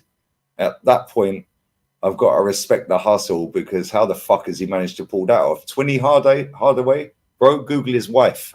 He's jackpot, bruv. He's at jackpot. He's earning that much per minute, and his wife's a 9.5 out of 10. Like literally, he's smashed life, bruv. Big up to him. Yeah, but again, if I'm on a contract, remember Winston Bogart? Yeah, remember he sat there and said he was like Kenny Ken. You know when Kenny sits in the chair? Yeah, he was sat on the bench every week at Chelsea going, "Yo, I ain't leaving." Yeah, I'm fucking leaving. The show goes on. Give me my 50 bucks. Yeah, the show goes on. Yeah, but this is where we're at in football. My old man, stopped following football properly. Like he'll watch the odd game here and there. Yeah, and he'll watch the Euros when it gets latter stages and that. Yeah, he stopped following football properly. And my dad used to go home and away. I'm not going to say what club it was, but it weren't Arsenal. Yeah, but he used to go home and away. Yeah, and then when my mum got pregnant with me, he was like, boom, that's it. We're going to move up here, blah, blah, blah, this, that, and the other. Soon as Zinedine Zidane went for 50 M's, he said, football's done. Yeah. And that was a proper baller. He said 50 million plus all that money for no. He said, football's finished itself, mate. And that was 2000. Yeah. Fast forward 24 years later, you've got Garnacho 100-odd grand a week. Now get out of here, man. Pathetic. He's right. He was right, bro. Big up Beckley, man. Martinelli for Sancho swap deal. I'd take that, to be honest. You saw him tonight. Bro, that guy is a good baller. You saw that pass? To score that goal? I mean, that pass, that was devastating. That was a devastating pass I've been talking about all the time. Bro, his footwork's a joke. And this is the thing, yeah. You show me that guy. I can't remember. Was it Gilardino or something? It was something at the end, wasn't it? Yeah, he was so sick, bruv. But you can tell a top baller by their first touch. If they've got a good first touch, yeah, look at Mahrez. That Lamine Yamal. I was sat watching the watch along the other day with Northside. I said, he goes, I've not really watched Barca. I said, watch this kid. I said to Tao, I said, Tao's never watched it. I said, bruv, watch this. And I said, this guy's first touch is elite. And as I said that, somebody pinged the ball out to him. Bro, he trapped it under his studs. Literally, just, when they do it under, it looks so cold when they do it, innit? Yeah. Straight under the studs. Like it was like Mahrez-esque, bro. And I was like, and he can go left foot, right foot. IQ level 100. He's 16. 16. Yeah, Cesc was balling at 16. Rooney at 16. I'll pop him up, Dudley. There we go. Let's get this on the screen. We can't obviously play any clips of this guy, yeah. But that's him. Louis. Guilherme. Yeah. This kid, sick. He's 18 now. Yeah, just go on YouTube, yeah, and Google him. Yeah, or Google him and go on YouTube, whatever. Check. Trust me, you can tell that guy's a baller. And it wouldn't surprise me one bit if Real Madrid have already sniffed around. Wouldn't surprise me one bit. We say South Americans, they want to play for Real Madrid or Barca, innit? We watched 45 minutes of tape on this young man. And I said, these are grown men he out there playing with, doing this. Grown men. Fast. He's fast as fuck. He's strong as fuck. Left foot, right foot. He can dribble. Yeah. IQ 100. Bro, that guy's going to be a baller. Baller. Absolute baller. Big up Beckley for another super chat as well. We need a goalkeeper, Diamonde, Hato. I don't want this Hato anywhere near Arsenal, bro. I can't lie. De Jong, good player, but I don't really get the hype. I can't lie. And he's on 740,000 euros a week.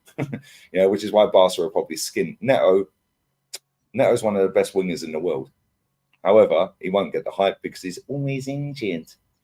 Isak, he's good, but I don't think he fits our system. If we still had Unai Emery or Arsene Wenger here, yeah, then Neto, he would sign a player like Neto. Yeah, Isak would ball out under Emery. Yeah, because that's like an Aubameyang type player. Yeah, he's probably got better tech than Aubameyang as well. But Aubameyang's just a stone cold killer in the box. Yeah, this guy's got more ability than Aubameyang. Yeah, he would ball out under Unai Emery. That is, hence why Ollie Watkins is. He's a more polished Ollie Watkins. Isak needs to hit the gym. Needs to put some. Bro, he's built like he's a Somali Swedish, bro. Like most Somalis are slim, bro. Yeah, I'm slim. He's gonna have to get to the gym, bro. He's like me, bro. He's like 5'11" and weighs about 10.5 stone, 11 stone. You gotta get that yam, bro. You gotta get the yam, some chicken, collard greens. Yeah, the dumpling. Bring him down. I had to bring him down here to Georgia, man, so we can get him right. Big up Beckley for another super chat. Some players can't be developed, limited ability. And this is the problem. Brennan Johnson, Garnacho, players like that, they're nicking a living, bruv. Big up my baller as well in the chat. Come on, Andre, Chefaj, Kapil, yeah. Big up my Romanian gangsters in the chat. Real talk. Love always, bro. Appreciate you becoming a member, man. Beckley again, dropping the money. Come on, big up to you, man. Not all of these decisions are Arteta's. Fabio was Edu. The thing is, Beckley, I agree with you, yeah, to a certain degree. And you know Arteta's pissed off on some of these decisions because he gets overridden. Yeah, we know this. Yeah, at the same time, it's like I think Arteta, and we've always said this, mate, Arteta gives a shit. He wants to win. Yeah. But some of these decisions are club decisions. Yeah, keeping Reece Nelson was probably a club decision. However, it may not be. He may have been sold dreams because the club sold Arteta dreams. We're going to keep him. Now you sell him a dream as to why we're keeping him. Yeah. So it filters down. Bro, we don't know really what goes on behind I'll tell you what, Lee. I'll tell you what. If that's the case, especially after this year, he better come out and say something, or he needs to say, you know what? As far as I can go, which I'll thought about leaving last summer. So if he don't win the league this season, let's hope he bounces and says it all. But he won't. He's probably got an NDA in his contract. Right. That's why none of these things come out until like way later down the road when the NDA's expired or something. Do you know what I mean? The book deal, Piers Morgan. Yeah, the book. Piers Morgan. Yeah, bro. Big up Schick TV. Big up lads. Please take Rashford. Yeah, we're going to talk about that in a second, my guy. Thank you, man. Appreciate it. Big up Lenny as well. Proper top Spurs in the chat. When you have time, I'd love to see you do a Wenger Prime 11 versus Arteta 11. That'd be fun. Who now would get into Wenger's 11? Oh, that might be a good fucking video. You know, you just see a smile on my chat. You need to write that down, Lee. You need to write that down. That's what we all need. We need to do that one. I'm going to put a stream marker on it so I'll never forget. Yeah, we all need to do you, Lenny, man. Oh, that's a good video to do. Very good. Yeah, combined Wenger versus Arteta 11. That's a sick video. Although most of it will be probably Wenger players, if not all of them. But you never know. I'll get a panel one for that as well. Big up Lenny, man. Appreciate it. Big up to Anthony as well for the super chat. Lee, I enjoyed your Bayern Madrid watch along. Very disappointed at the 2-2 draw. Was fuming when Müller got subbed, bro. Thomas Müller, one of the most underrated footballers ever. Yeah, in this era. Same with Di Maria. Them two are so disrespected. Bayern is more organised. Awful result. RIP to Chig as well. Yo, come on, my guy, bro. Come on. Big up to you, brother. It is criminal how Di Maria is just completely going under the radar. Like people just don't even realize how good he was. Especially he's at PSG, he was ripping it up, boy. But the only season he's not won a title, a trophy. I don't know if he's won one this season. I don't think he has. But before this season, the only season since he's played professionally, he's not won a trophy was at Man United. That's right. Yeah, because they didn't win anything. Yeah, and Neymar has won one every season, including this season, because he's played for Al Hilal this season, so he gets a title as well. He's won a trophy every season he's played football. And he's on the bench. Yeah, and do you know what the crazy thing is? Di Maria and Thomas Müller are so underrated, bruv. Like, honestly, yeah. And Thomas Muller's never aged. He came out the womb looking 33, bruv. Do you know what I mean? He looks probably German as well. You know, it'd be a fun show to do too. Is what would the player go for today? Yeah, because Thomas Müller at his peak, that would have been silly money. Yeah, maybe we need to do this. Yeah, in that break between the end of the season and the Euros. Yeah, and just pick 100 players. Yeah, and just go 50 players, and we're just like five of us all pick 10 players each. Yeah, and just go and then just get everyone involved as well. Yeah, come on, big up the chat, man. They come up with mad ideas. Big up Southpaw as well. Big up lads. Spot on. We have more than 5 players that can be world class, and we can clearly see none of them take risks or shoot. That's instructions, facts, absolute facts. And they'll probably never get to world class level. Big up Dewey McStewie, quality name. Lee, I put that comment in about Fergie. My point was, it feels like Arsenal owners think Arteta will be the next Fergie. That's why they give him time. Okay, fair enough. Sorry, man. I wasn't here when that happened. Sorry if you thought I was ripping you up about it. I'm sorry if I wasn't trying to rip you up, but yeah, I hope they're not, Lee. And I hope they're not going to say, let's give him 7 years and 8 years. And it took 7 years for this, you know, it's taking Rome one building today. 7 years for Pep to win a Champions League. Who cares, man? It took Jose 1 year to do a Champions League at Porto. Who gives a shit? Yeah. You know what I'm saying? It's mad. Big up to you, my bro. Big up Eli as well. My guy, come on. Book of Eli. Big up brothers Lee and Matt. Jorginho is staying. It's frankly lazy. Just keep partying until next season. Bin dead wood. Get what we need. It's wavy. Bruv, trust me. Trust me. It's long. This season's going to be a long season coming up next season if we don't do what's right. I would rather just like I would rather if I had to deal with it, this is the way I would do it. If it was just no way out of it, I would rather say let Jorginho go, keep Party, and put Party as the bench, Thanks. And then bring in somebody else. Bro, I'd rather keep El Neni than Jorginho. Real talk. Yeah, because he can move around. I was like, he can move around. Yeah, he can move around. Yeah, more mobile. This reminds me as well. Before I get this last one, Joe Silva from South Texas. I forgot his super chat earlier on the previous stream on here, but I took a picture of it. Apologized in the chat and he said it's calm, but I want to read it anyway. Big up Lee from South Texas. I ain't even surprised they're offering Jorginho a new deal. And it's all also it's my birthday, turning 37. Much love. So Joe Silver, if you're watching, my bro, I know you replied to me in the chat, and I apologize because I didn't see it, bruv. Yeah, I did a Wenger, even though I got the goggles and that. But yeah, happy birthday, feliz cumpleaños, my guy. Come on, yeah, big up to you. You're always here as well. So as in, if you're not watching now, you'll watch on playback. But even so, I said in the chat earlier after, because I was like, shit, Mr. Super Chat. But thank you, man. And big up to Foolish Snippets. We fell behind in 20 years. Tell us what's a realistic plan to get what you're saying instead of saying what Madrid and Barca has. It can't happen with FFP in one go. But it's not one go, bro. We've had 4 years. We've spent more than every. In fact, and this, let me say this, because you've mentioned Real Madrid. Since 2008, we've spent more than them. Yeah, I mean, I don't think people realize that Madrid. You remember I sent you an article about three or 4 weeks ago in our group chat about what ESPN wrote an article on how Madrid have managed to do what they've done without spending any money. Literally, not spending anything. Yep. Yeah, mate, this is great, but this is the thing we've spent. Right, this is where Man City. Yeah, this is where Man City are so goated because their academy. They've made 400 odd million since Pep's been there, just on academy players. What have we made out of our academy? Lee, look at the. Let me go back to what he said there. The you look at the money that we're spending on wages on these players. That's what it. That's what we get. That's what we get hammered at. $100,000 for Eddie and Ketia. 80,000 for Suarez. Look at where the money is. You know, there's a lot of discussion about spending money. Look at the money we spent. 100 for Reese, 75 for Vieira. I mean, bro, I'd ride the bench too if I could make 125,000 a week, just chilling. I'll watch him. He makes a good point. I get what he's saying because a lot of people get fed up with me talking about Madrid all the time. Yeah, I understand it. It's not about how much money we've spent. It's about the mentality when I mention Madrid. Yeah, I know we're never going to be on Madrid's level. Have the mentality, bro. Yeah, just say, yo, we're going to try and win everything. And we're going to try and compete and be the best.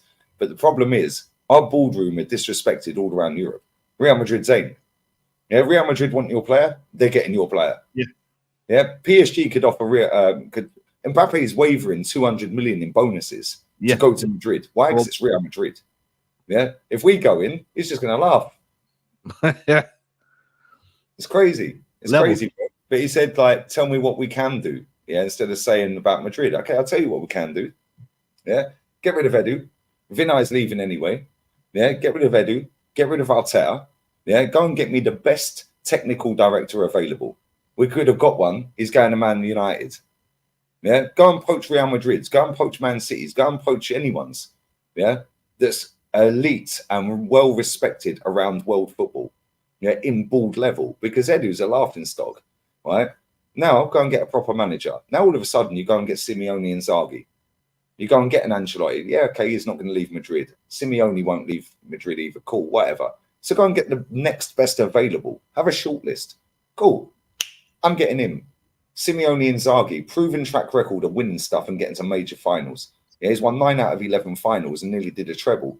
Yeah. However, he has just won a title, and AC Milan sacked their fucking manager the next day.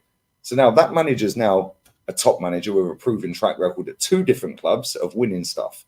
Now you've got an elite level board because you've gone and got the top people. Throw the money at the board. Yeah. Don't worry about on the pitch because the manager will coach them better. Yeah. This is what the problem with English football is. Oh, they need all their players. No, they don't. What happens to coaching, bruv? Arsene Wenger came in. Fair enough. He inherited a good back four. He inherited Ian Wright, Ray Parlour.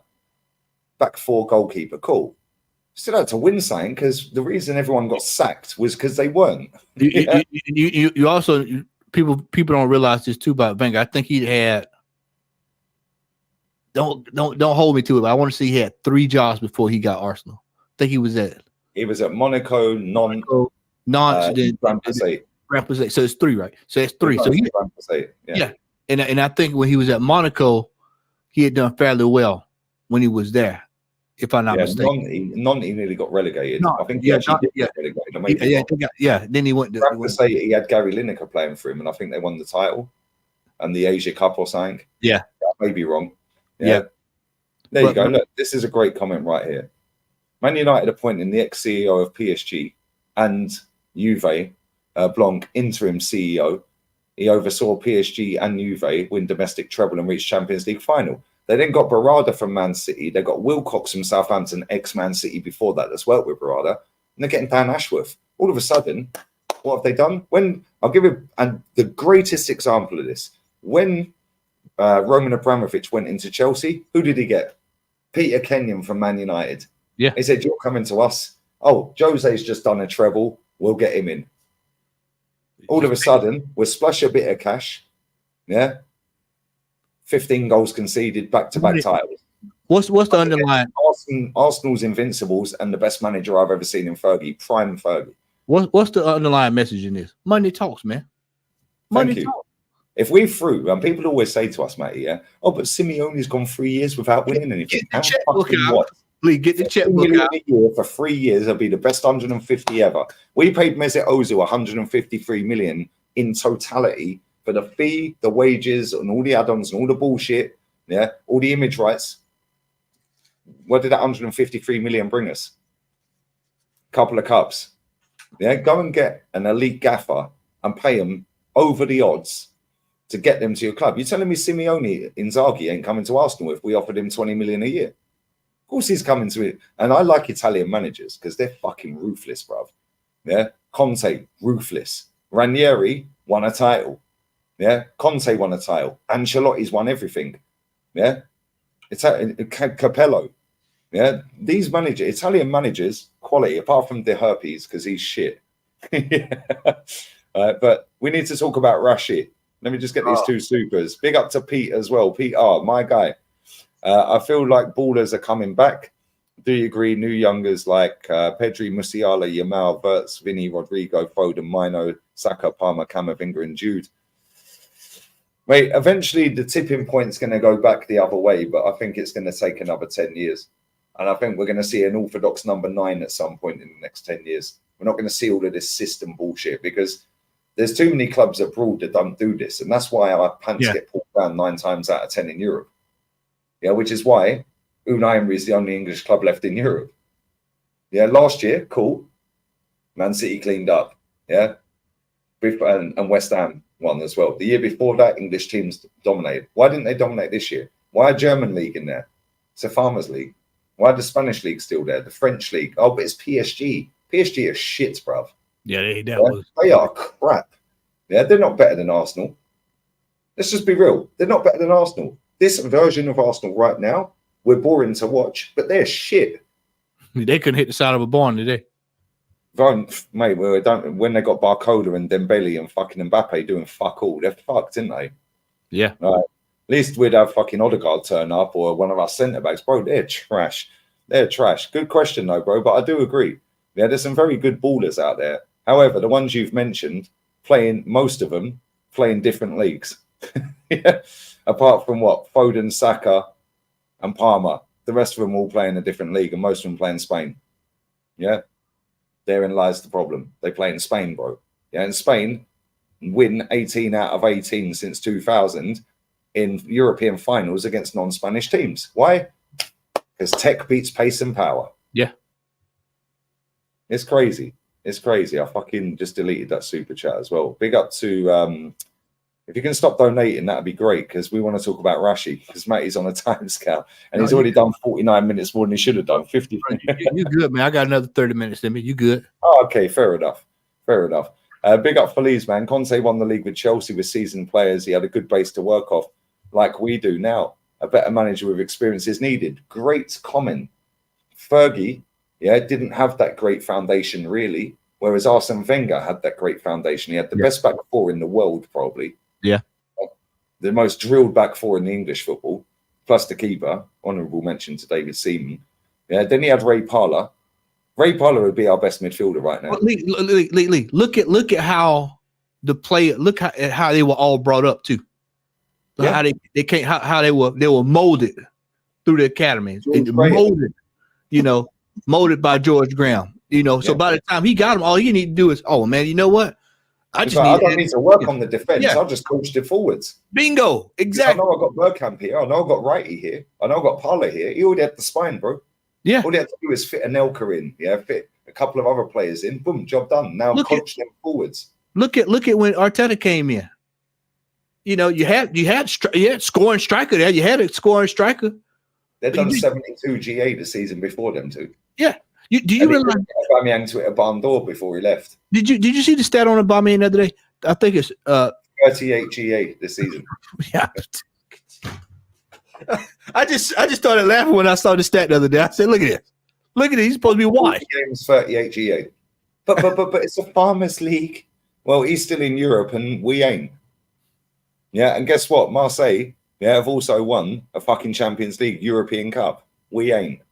Yeah, and that guy's 34 and he's better than all of our strikers. Crazy. And I don't know, man. Big up Dewey as well, man. He says class of 92. Yeah, listen, he already had some good players, Fergie. And people say he got lucky with that class of 92. He didn't. They were so good that he couldn't play. He could not play him. He had to play him.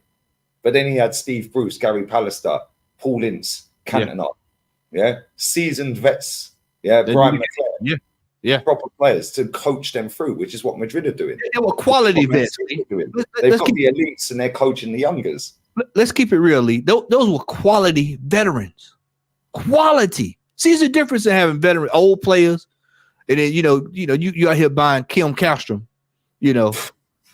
I'm talking quality veterans, Lee. Look at Thiago Silva. Thiago Silva. I'll take him at Arsenal. Real free. Quick. They got him free, Lee. Chelsea got him for free. And he's leaving for free, so snap him up. Like, only him and Palmer are the only two Chelsea players I'll take right now. Get him in the club right now. And he's still playing at a high level. That's crazy. Old as he is, he's still playing at a high level. He ain't going to barely play, but having his experience around the club, and if one of them two centre backs gets injured, he can do it. And he'll play 10 games a season, pay him $100,000 a week. Yeah, best $100,000 we pay. Whatever Arsenal do, we need to do the best of it. If we're going to get an old player, get the best old player that's still available. Sergio Ramos, still doing bits, bro. Yeah. Sergio Ramos balling. You saw Matt Hummels out there tonight. I said, I was sitting there looking. I said, Matt Hummels. I literally was saying, Matt Hummels still playing like this. Emery can. Emery, at their ages. Like, man, come on. It's crazy. And this is the thing. This is what the top teams do. They keep their most experienced players. Luka Modric, Toni Kroos, Kevin De Bruyne's still there. He'll do one more season. He's now going to coach the younger. Isco. That's another one. Isco's been balling this season as well. Every time I want to, every time Betis are on, and if I can do it and it don't coincide with Arsenal, I want to watch Betis. Why? Because that guy is balling still. And he is balling, bro. He is a joy to fucking watch Isco. What a footballer, mate. Yeah, and he's still doing it. He scored a brace against Barca this season. Man of the match performance. Yeah, proper footballers. But this is what they do. They do that, these clubs, to say, yo, this is the mentality of our club. this is what it means to play for this club. Madrid and City are the best at this, and Chelsea used to be, under Roman. Because now you're telling them the mentality of the club, and you're nurturing the youngers. Modric is sitting on the bench yesterday. Why? Because the youngers are out there. Kroos is out there orchestrating. Kroos had a great game, by the way. Him and what's his fucking name? Rudiger were best 2 players on the pitch. Yeah, for Real Madrid. He's a merchant too, boy. Rudiger's crazy. Proper road man, bro. He's first on smoke. I watched him in the Classico the other week. Yeah, that 16-year-old Yamal. Yeah, I swear down, he fucking flattered him. He's rolling around. As he got up, he just went move from through him. Yeah, and I was saying, I was going, yo, that's child abuse, bro. And then he just went, he picked him up by the back of his t-shirt and pulled him up and started laughing at him. Yeah, welcome to the big man game, innit? You know what I'm saying? Rudiger's crazy. No, it's crazy, man. But this is what it is. But now we're looking at where's our leaders, bro? Who's our leader? Hair Flick. I mean, honestly, let's have a discussion. Let's have a discussion, Lee. These teams look over there. They see Martin Odegaard with the captain's badge. You walk out the tunnel. You over there in the Allianz Arena. You look over there, you see Odegaard. Now, true enough, he played a hell of a game that day, but you look at that. Who takes that serious? Do you think and Kimmich, and like fucking and fucking Neuer. They're looking at guy. Who the fuck's this guy? And people say, "Well, Matt, you being hard on him." But look at Pardo. Look at what Pardo thought of these players. Look at the man. They were smoking cigars. They were turned up. We have to change the perception of Arsenal Football Club going forward. This is why I'm saying, like, because everybody thinks we're guaranteed, and I think that's the feeling that everybody's starting to get again. Oh, we're going to be guaranteed to get back into Europe for the next 16 years, like we did up under Wenger. Oh, that could be gone. We have got to, like you said, instill the mentality of winning, a culture of winning, a culture of winning. If you don't do it, I'm telling you, players are going to start looking around. PSG's going to big up to this guy in the chat as well. What are you two waffling? We beat Porto. What a trophy, mate. We're both knocked out. Yeah, we beat the worst. We lost to the worst Bayern team in 12 years. Yeah, so it counted for nothing, innit? Lee, we beat Porto on penalty. We should be, and let's be real, we should be beating Porto. Yeah, because it's a farmers league, right? Yeah, and they had a 41-year-old centre-back who had a cigar out in the first leg, and we had fucking how many shots? 1 on target or 0 on target, wasn't it? Yeah, they beat us 1-0. I don't think we had a shot on target. Either way, we had 1. I think between us, we had 3 or 4 shots on target between us over the 2 legs. And guess what? Yeah, we got knocked out to Bayern Munich. The same Bayern Munich, yeah, who absolutely schooled Real Madrid for 20 minutes in that first half. Schooled them. Absolutely schooled them. And if Kim Maguire, hadn't have fucked up, they would have won that game. Maguire. Yeah, shit Bayern team, yeah. And this is the thing. Yeah. Man said, remember, it's most of the boys' first call. Who gives a shit? Yeah, Jose Mourinho had a whole squad. Yeah, a whole squad at Porto that did a treble, bruv. And it was their first Champions League campaign ever as manager, Jose. First Champions League campaign ever with Jose Mourinho as manager. He did a treble. Yeah. He then goes to Chelsea. And that squad he had at Chelsea did back-to-back titles. And that squad was younger than any squad this manager has ever managed.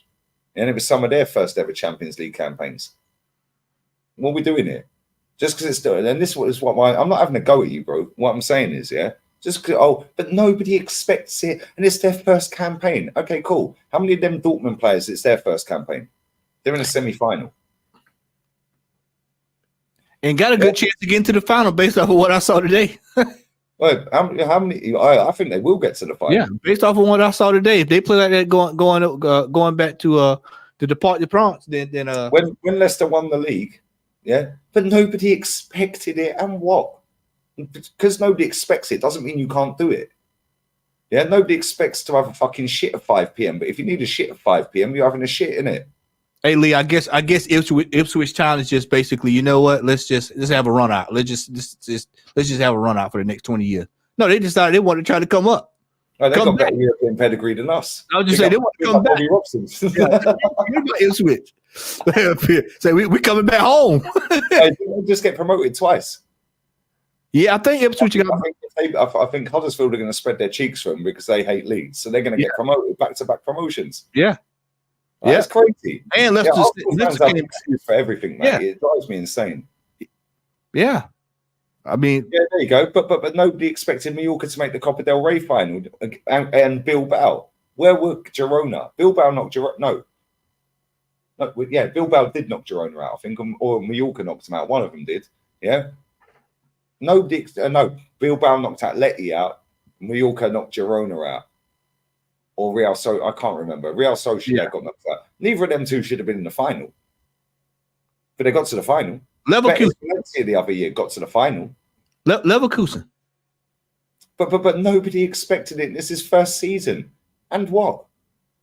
They're in the fucking they're on for a fucking baby treble, invincible. That'll go down as one of the greatest achievements ever, by the way. It's up there in the greatest of modern football, especially in modern football. If he does the whole team invincible, bro, that is crazy. With Granit Xhaka in midfield. Mad. Actually mad, but there's always an excuse. Big up Vegas Gunner, man. Guys, I think Edu is bad at his job too. He's a big reason the bench stinks. Wastes a lot of money on mid-players, contracts extension. Facts. Bro, he sat on that all for nothing and said we can't get any money for Aubameyang because of his age. Yeah. Lee, he had an interview and he said when he first interviewed Arteta, I'm quoting him. I could go find the audio and play it if you didn't get busted.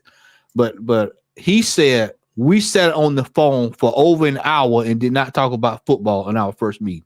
How the hell do you talk to somebody you get ready to hire for a club of this stature and y'all don't talk football for an hour? That tells you all you need to know about him. I told y'all he was the guy that made sure they had the Cokes, the Guaraná. They made sure they have the Guaraná, the towels, the frango, the feijoada, the acarajé. That's what he made sure that they had all that stuff that they needed to eat and enjoy themselves and that they were comfortable. Facts. He's not qualified for what he does. Matter of fact, when he was fooling around with Brazil, they was getting skint 7-0 to Germany. Who was the guy that came out from Brazil and said, Arsenal was signing Edu as their technical director. Good luck, you're going to need it. I can't remember that well, but I know you're talking about. I can't remember. I know you're talking about. Yeah. So no, he's not quality, man. He's not quality. Well, his job's for the boys at Arsenal. It always has been. Always has been, man. Jack Wilshere, how's he got the under 18 gig? Why? What's he ever fucking done? Yeah. How's he qualified to do under 18s? He should be if he's gonna coach, he should be down there, way down there, way down there where Wrexham came from. Way back. Look at Cesc. Cesc is an FC Como, bruv. Yeah, Como. Yeah. Come on, man. FC Como. Where are they in the league? I think they got promoted, innit?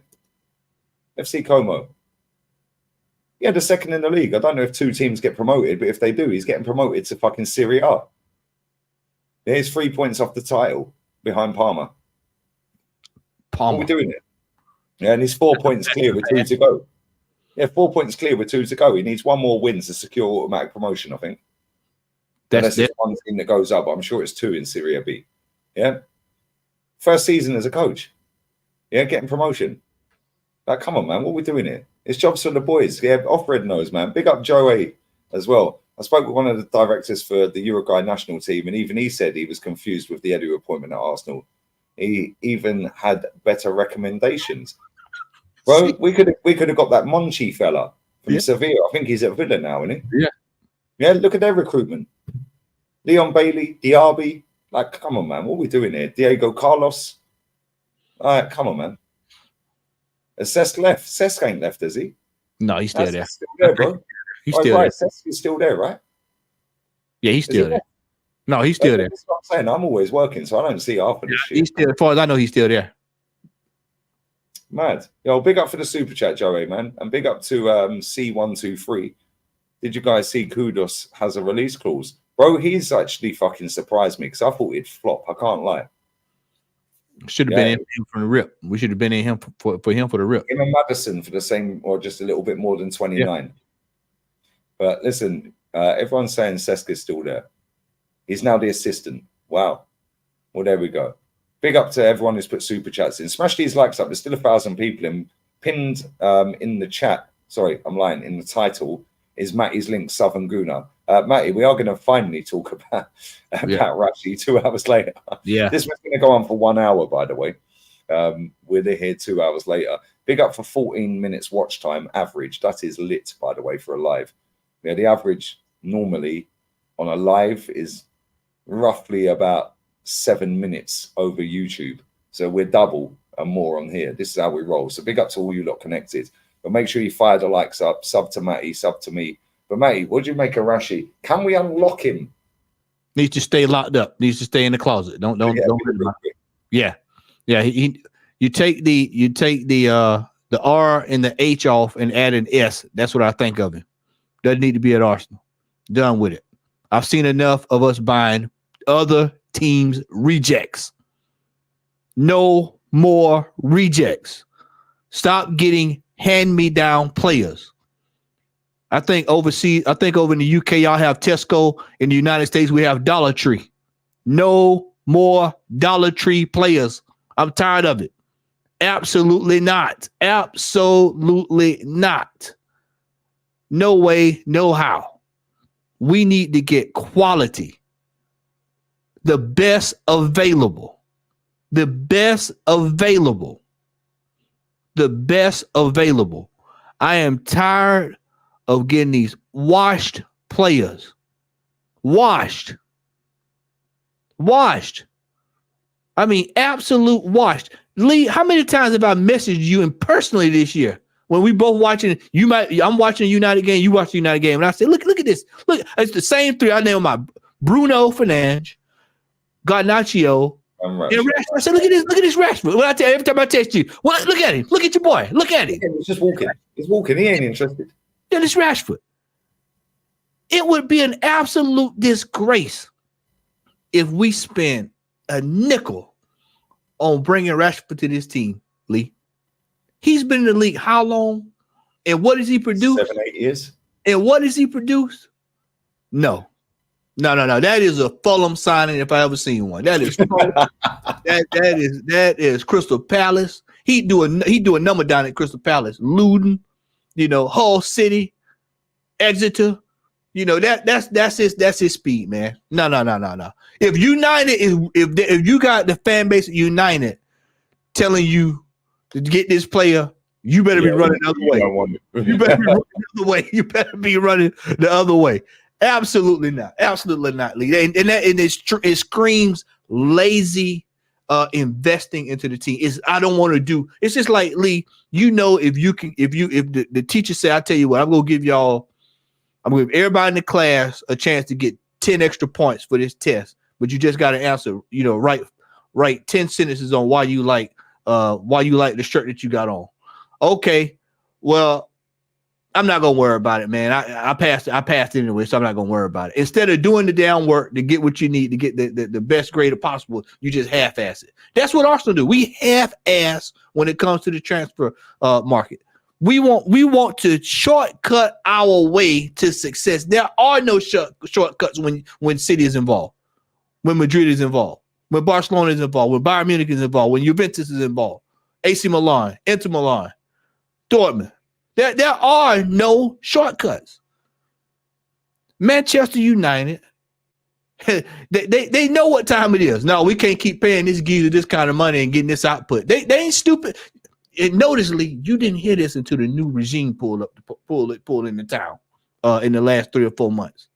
You weren't hearing this last year. Talk about getting rid of Rashford. What you hearing now? Oh, we getting this. You got to go.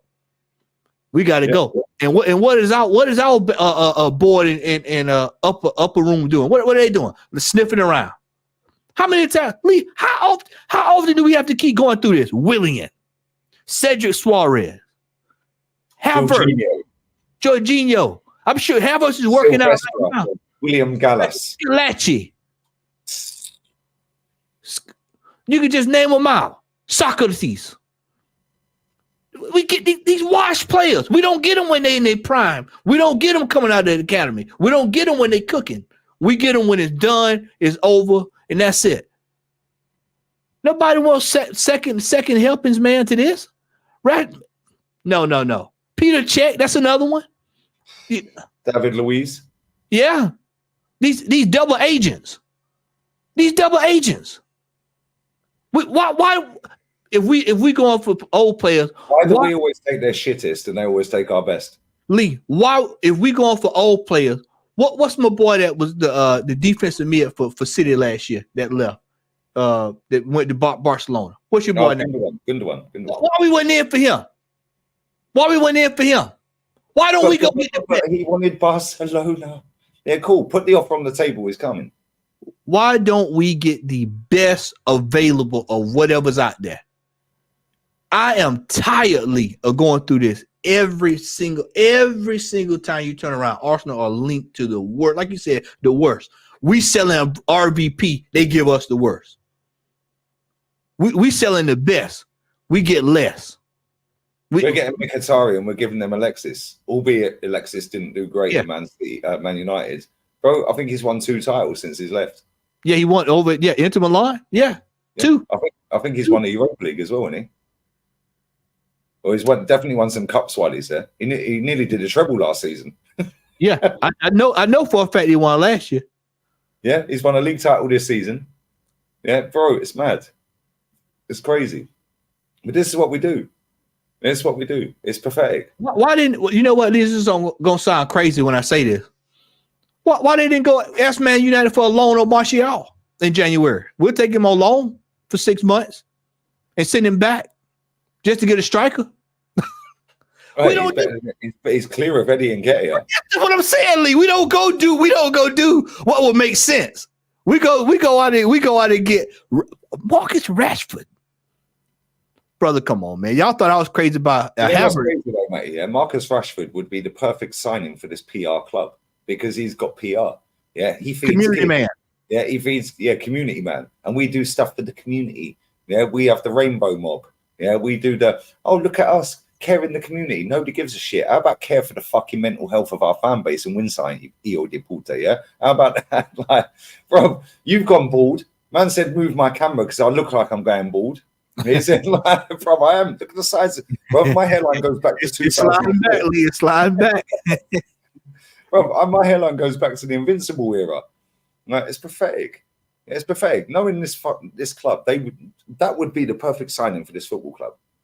Yeah, perfect signing for this football club, bro. It screams Arsenal. I had my buddy from Newcastle and text me, but I can guarantee he'll text me and say, yeah, that's Arsenal signing there. That's it. Thanks. We don't go get the best available. We get the lesser of these. Yo, big up my boy DJ Crane. Big up Tone in the chat, man. Real one.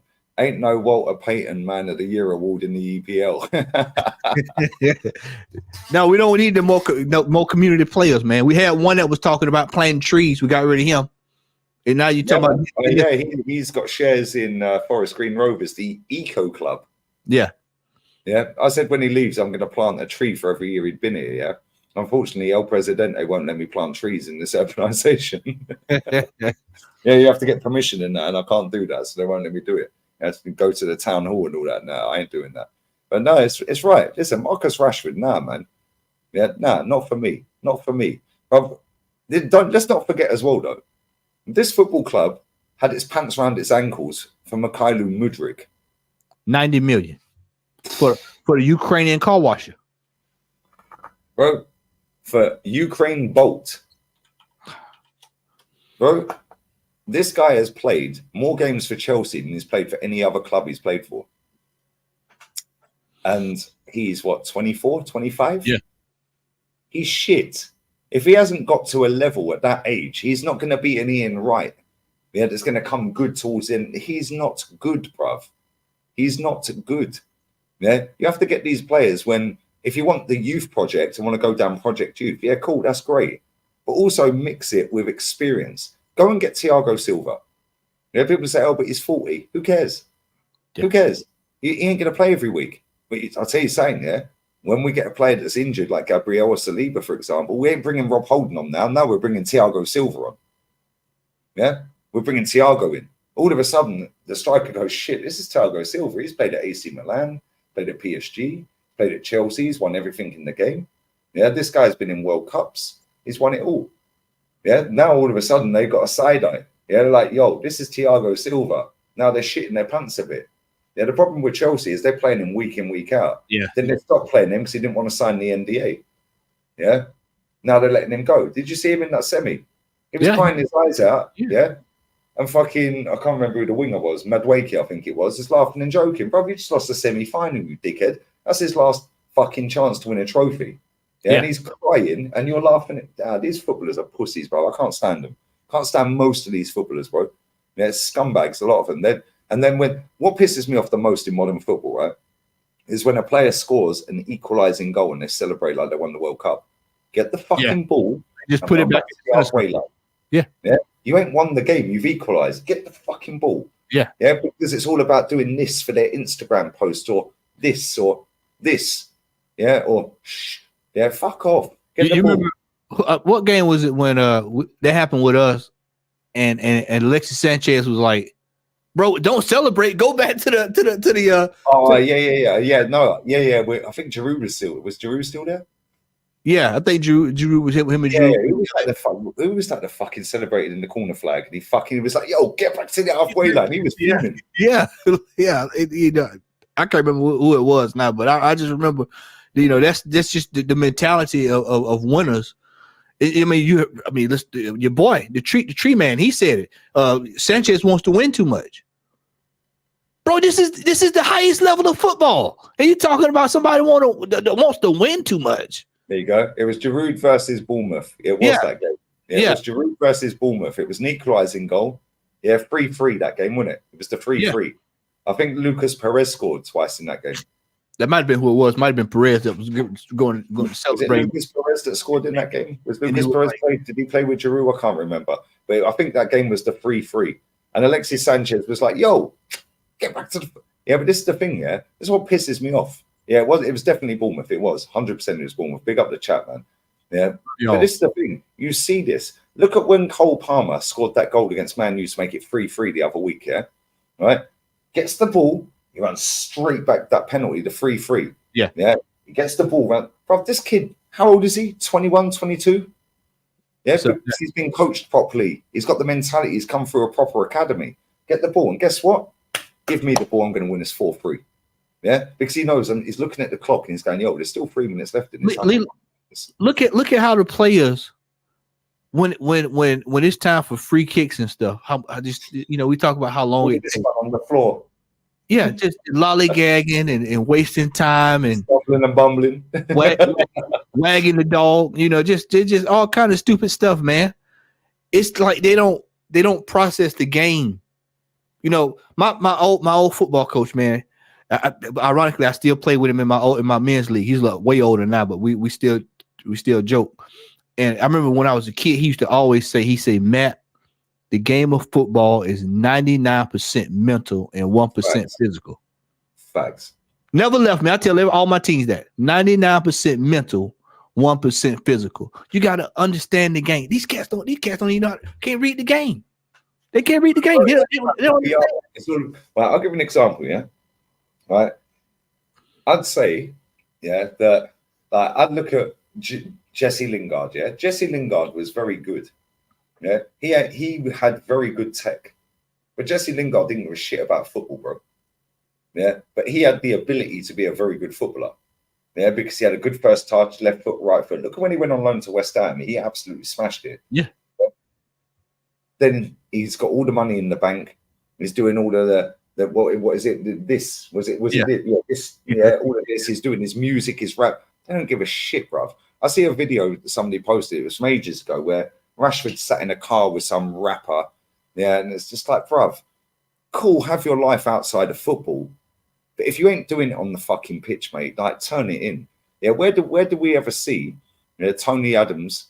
Yeah, cool. He went jail and all that. Yeah, but that era of football. Where did we ever see Thierry Henry getting in trouble? Where did we ever see fucking Patrick Vieira getting in shit? Where did we ever see, Jack Grealish is on the floor and all of this, he loves a drink and all of that, yeah? Right?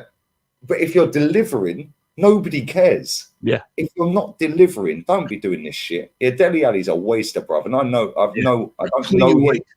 don't know him, but I've met him multiple times because I know people in the circle in Milton Keynes that know him. Yeah, he's a fucking idiot, that guy.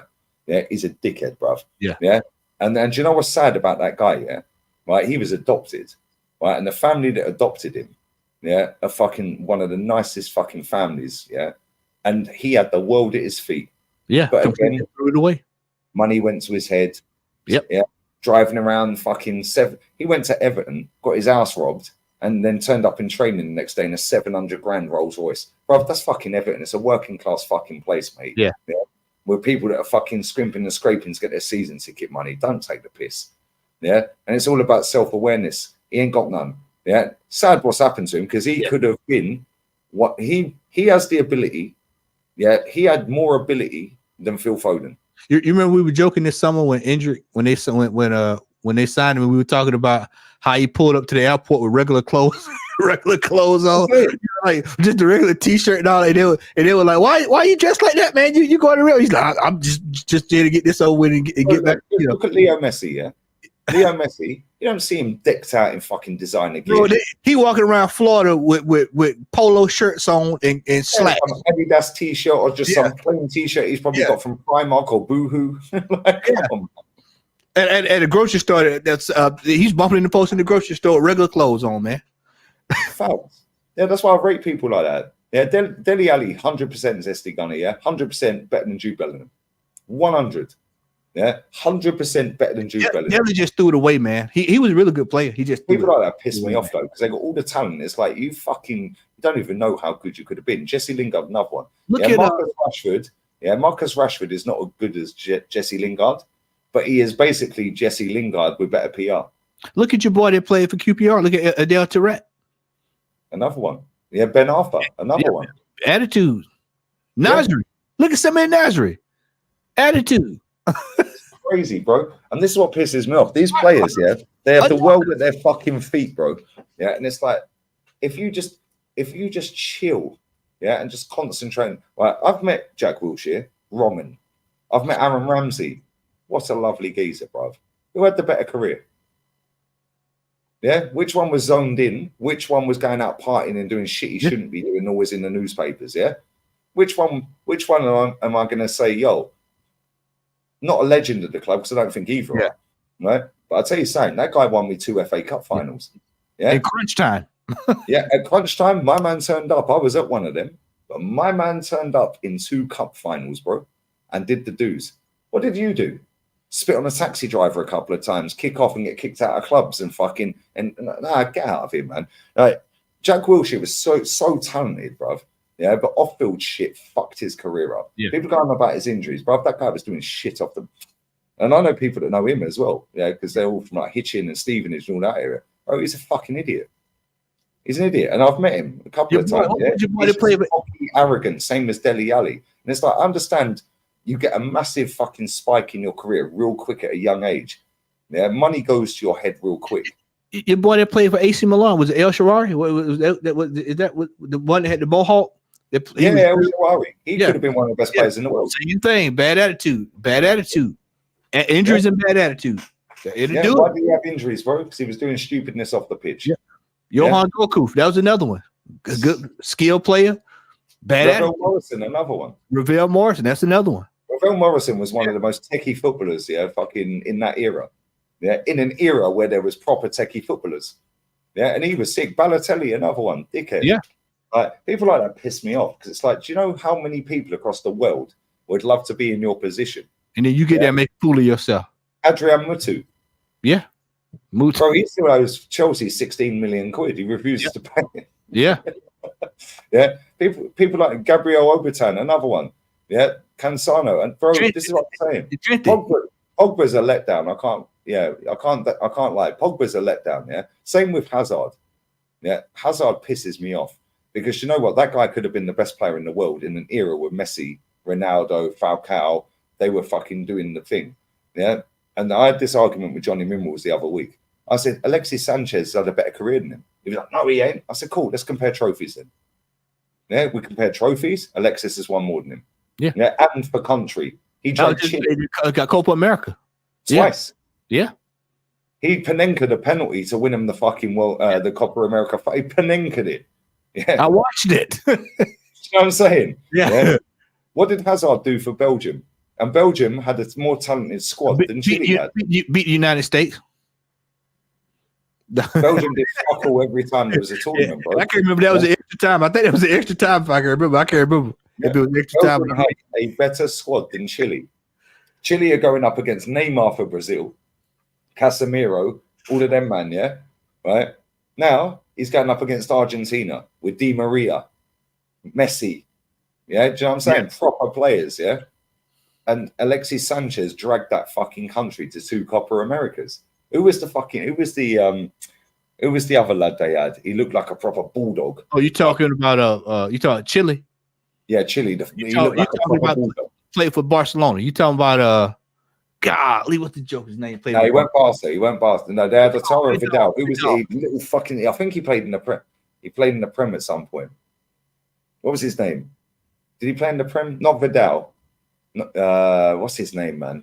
Somebody in the chat tell me. It's not Vidal. Arturo Vidal was good though. Yeah, stocky little fucker like Tevez. Gary Medel. Was it Gary Medel? Yeah, maybe it was. Let me Google it. Bravo was it? Yeah, I thought you were talking about Vidal. I was like, Vidal. Yeah. Look at the state of this guy, bro. Look at the state, bro. I swear down, yeah. Right? These are footballers I rate. Look at this guy, bro. Look at him. I forgot about you. Yeah, you're going up against him, bro. Yeah, shut up, I forgot. Yeah, he played. You know that's a long day if you're facing him, bro. Cartel, yeah. You know it's gonna get ugly, boy. That's a long day if you're up against him. But you know what? I rate players like him higher than Dele Alli, what's his name, Jesse Lingard. Yeah. But you know what? He's got fuck all talent. Work ethic, man. He made the most out of his talent. Look at the fucking bro. Do you want to play against that guy, bro? That guy's snapping you in half. Pause. That's the kind of cat that's coming. He's coming to the pitch with a lunchbox. He played for Cardiff as well. Yeah, proper. He's coming with a lunchbox. Hey, Lee, you remember the lunchbox that we used to have when we grew up? You know, the metal one. You know, the Knight Rider lunchbox, the Star Wars. You know, coming with a flask. Yeah, take the lid off the flask. And we're sitting on the lid. Yeah, you bust somebody over the head with it. Yeah, that's what he come to the pitch with. You know, man's got the combination lock on it, yeah? The digit lock on the lunchbox. Nobody's touching his lunchbox, and they can't get in it because of the code, yeah? Yeah. You know he's coming to find you. Yeah, that's a long day if you're playing against him. He coming with the bologna sandwich with mayonnaise and the Lay's chips, and then that's gonna be a long day, bro. Long day. I'm saying, look at the state of that Chile team, bruv. And they beat Messi, yeah, Di Maria, Lautaro, Higuain. They were kicking Barcelona, not Barcelona. They were kicking Brazil in the T. Yeah, proper Brazil. Yeah, they had a decent team. Yeah, they had a decent team back there. It was kicking them. Why? Because Alexis Sanchez dragged them. And this is what I was saying to Minerals the other day. I was like, Eden Hazard winds me up. Yeah, because that guy had all the talent in the world. He genuinely could have had a fucking unbelievable career. He had a great career, yeah, but let's be real with it. Half of his trophies he won at Real Madrid, and he was a bit part player, yeah, because he was overweighted. Real talk, I went through his trophies, yeah. Half of his trophies he won at Real Madrid, yeah. Half of his trophies, bro. And it's like, come on, man, what are you doing here? Yeah, you've got the most talent, yeah, and it was just effortless. Yeah, players that are effortless, they make it look sick. But Leo Messi had the effortless, but he had the mentality. Yeah. Which is why I'll always rate him. He was sick. Yeah, Neymar. People are saying Neymar underachieved. No, he ain't. He's won a trophy every year he's played football, including this year. He didn't underachieve. Yeah, he maybe made some wrong choices going PSG. He should have stayed at Barca, whatever. But let's just be real with it. When he sits back and looks at his career, do you think he's disappointed? I'll tell you something now. Eden Hazard will be disappointed. He won't ever admit it, but he's disappointed. In about 12, 15 years, after he's had time to sit down, he'll look back and say, "I wish." And I always have said, you know, if I had ever made it that big, I never want to be the player that say, "I wish that I wish I could have," because that means you never gave 100%, you know, or you never put yourself in a position to get 100%, man. Yeah. Facts. I big up Zaid, man. Yeah, I remember that fight with Messi, bro. Anyone touches Messi, bro, it's kicking off. Yeah, because Messi's the GOAT. Anyone touches, I remember that. But this is the thing, yeah. Neymar has had a good career, yeah. And somebody said a minute ago that Eden Hazard was a better footballer than Alexis Sanchez. I agree with that. Yeah, but guess what? Eden Hazard didn't have that dog in him. Yeah. Alexis did. Yeah, my man's running around with no shoes on in gravel, bro. He was like, I'm fucking. You saw he used to wear his shorts. Family assaulted. You saw how Lexi used to wear his shorts. You think a man wearing shorts like that, you gonna walk up to him and talk trash? No, bro, you ain't. Do you remember the game where I think it was Francis Coquelin got sent off against Tottenham away, right? And he equalised right near the end, and he had the gloves on. And he took the gloves off at the end. We drew 2-2. He rolled the gloves off and kicked the fucking gloves. And everyone was going, Sky Sports went mad about it. All the fans going, oh, look, he's got an attitude problem. He's got an attitude. It was like, no, he wants to fucking win. And he got us out of jail on a 2-2 away. Yeah. And he's fuming. Yeah. Guess what? I've seen Tony Adams. Yeah. Lee Dixon said this story. When Lee Dixon signed from Stoke, we're going to wrap this up shortly as well, guys. Yeah. Tell me who's live that I like. When Lee Dixon signed from Stoke and it was his first North London derby, Lee Dixon's told this many times. He said, I had Steve Bold and Tony Adams grip me up. Your dad. I said, we do not fucking lose to this lot. Yeah. That's Alexis Sanchez mentality. Yeah. This guy has come from poverty. Yeah. He's dragged his whole fucking family, plus the generations further down the line that ain't even created at that point. Yeah. Flawless is life, say less. Right. He's sorted his whole family out. But he had the mentality. Look at what that guy done for us. Aston Villa, he scored one of the greatest cup final goals I've ever seen. Yeah. Semi-final, Wigan. Yeah, keeper should have saved it. Who gives a shit? Alexis Sanchez had a better career than Eden Hazard, but had less talent. I rate it. You know, if you know, when I think about Sanchez, and it's like people are like, well, we got rid of Sanchez to get Aubameyang, and I was like, well, that just sums up Arsenal. Why couldn't we keep both of them? Could you imagine having that? Could you imagine him having that in the team with what we had? See, people look back at. Can you imagine if we'd signed Mahrez that summer as well? Sanchez and Mahrez on the wing. Oh, and Conte for 15 million back then. Yeah, we signed Xhaka. Yeah, 15 million. That's all it was. 15 million, and we wouldn't pay it. Signed Xhaka. Mad, fucking crazy. It pisses me off. Really pisses me off. Remember when Hazard spun Coquelin, dropped Koscielny, and then done Cech? Bro, that's what I'm saying. Yeah, that guy could have been the best player on the planet. Yeah, and people like that piss me off because it's like they just don't want it. Yeah, the difference, and people, every time I say this on streams, people go, what about Ronaldinho? No. Don't even be comparing Eden Hazard to Ronaldinho. No, that's not even up for debate. Because Ronaldinho completed football. But you look at these players, man. You look at like Ronaldo. I remember it was one summer there. This was way back in the day, y'all, so it might be common now. But I knew back then, we talking like 2010, 2011. He had at his house, he had a treadmill installed in his pool, so he could work on his running. It's like it's that kind of mentality. Like you see somebody like Ronaldo, it's like these, I call them psychos. It's like over here in America with Tom Brady. Tom Brady just wanted to win. No matter what, I'm going to win. You know, Jordan wanted to win. It's a mentality thing. In certain players, Zlatan was another one. That was another one. I don't do auditions. Yeah. And this is at 15, 16? He's 17. He told Arsene Wenger at 17. Yo, I don't, Zlatan does not do auditions. Yeah. Like, come on. Yeah, now you're looking at these dead ballers, bro, like fucking Hoyland. Yeah, Hoyland and Man U. Get out of it, man. Garnacho, Brennan Johnson, Werner. Fuck off, man. These ballers are shit. Nico Williams, get out of it, man. They're dead. Yeah, and they ain't got the mentality because why? Because they get that too quick. They get it too quick. Yep. Yeah. Way too quick, man. Somebody in my chat a couple of months back said that the QPR under 18s or under 23s or whatever, yeah, they're all driving around in 100-grand Mercs. They didn't even kick ball for QPR. Yeah. And somebody said a minute ago that Ronaldo had the work rate, no tech and skill. No, Cristiano Ronaldo had mad skill when he was at Sporting and when he was at United first off, yeah. However, he then decided to change his game. I know he had an injury in that, yeah, but he decided to chase Leo Messi, which is why Messi's always the greatest for me. Yeah. Yeah. Yeah, because he always was, yes, and greatest goal scorer of all time, Ronaldo. Cool. I ain't debating that. Greatest footballer, he's nowhere fucking near, bruv. Nowhere fucking near. Nowhere near. I've said this before, and I went viral for it. Cristiano Ronaldo is not in the top 50 ballers I've ever seen in my life. He ain't. But elite goal scorer, yeah, boom. And if Erling Haaland, wants to match Ronaldo. I think he's got to score 50 goals for 17 seasons straight to get anywhere near him. Ain't happening. Nah, Yeah, ain't happening. Ain't happening. Yeah, there you go. They all have Beamers and Mercs. Bro, there you go. He's seen them as well. Yeah, big up my boy Halimi. Yeah, the mentality is elite. Yeah, Cristiano Ronaldo mentality is elite. Yeah.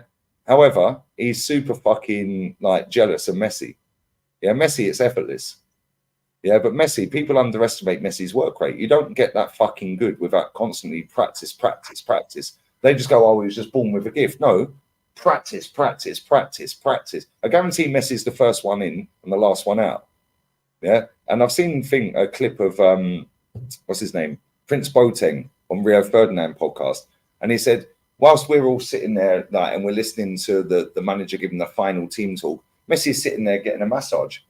Yeah, and he's on the phone to his wife on FaceTime and this and that, and his kids. Yeah, then we go out to do the warm up. Yeah, and he just goes out there and starts doing crossbar challenge. Yeah, and he's not even trying. He goes, but he give a fuck at the ball. He's winning the game on his own. And he goes, win. He goes, and the problem is all the youngers thought they could do the same at Barca.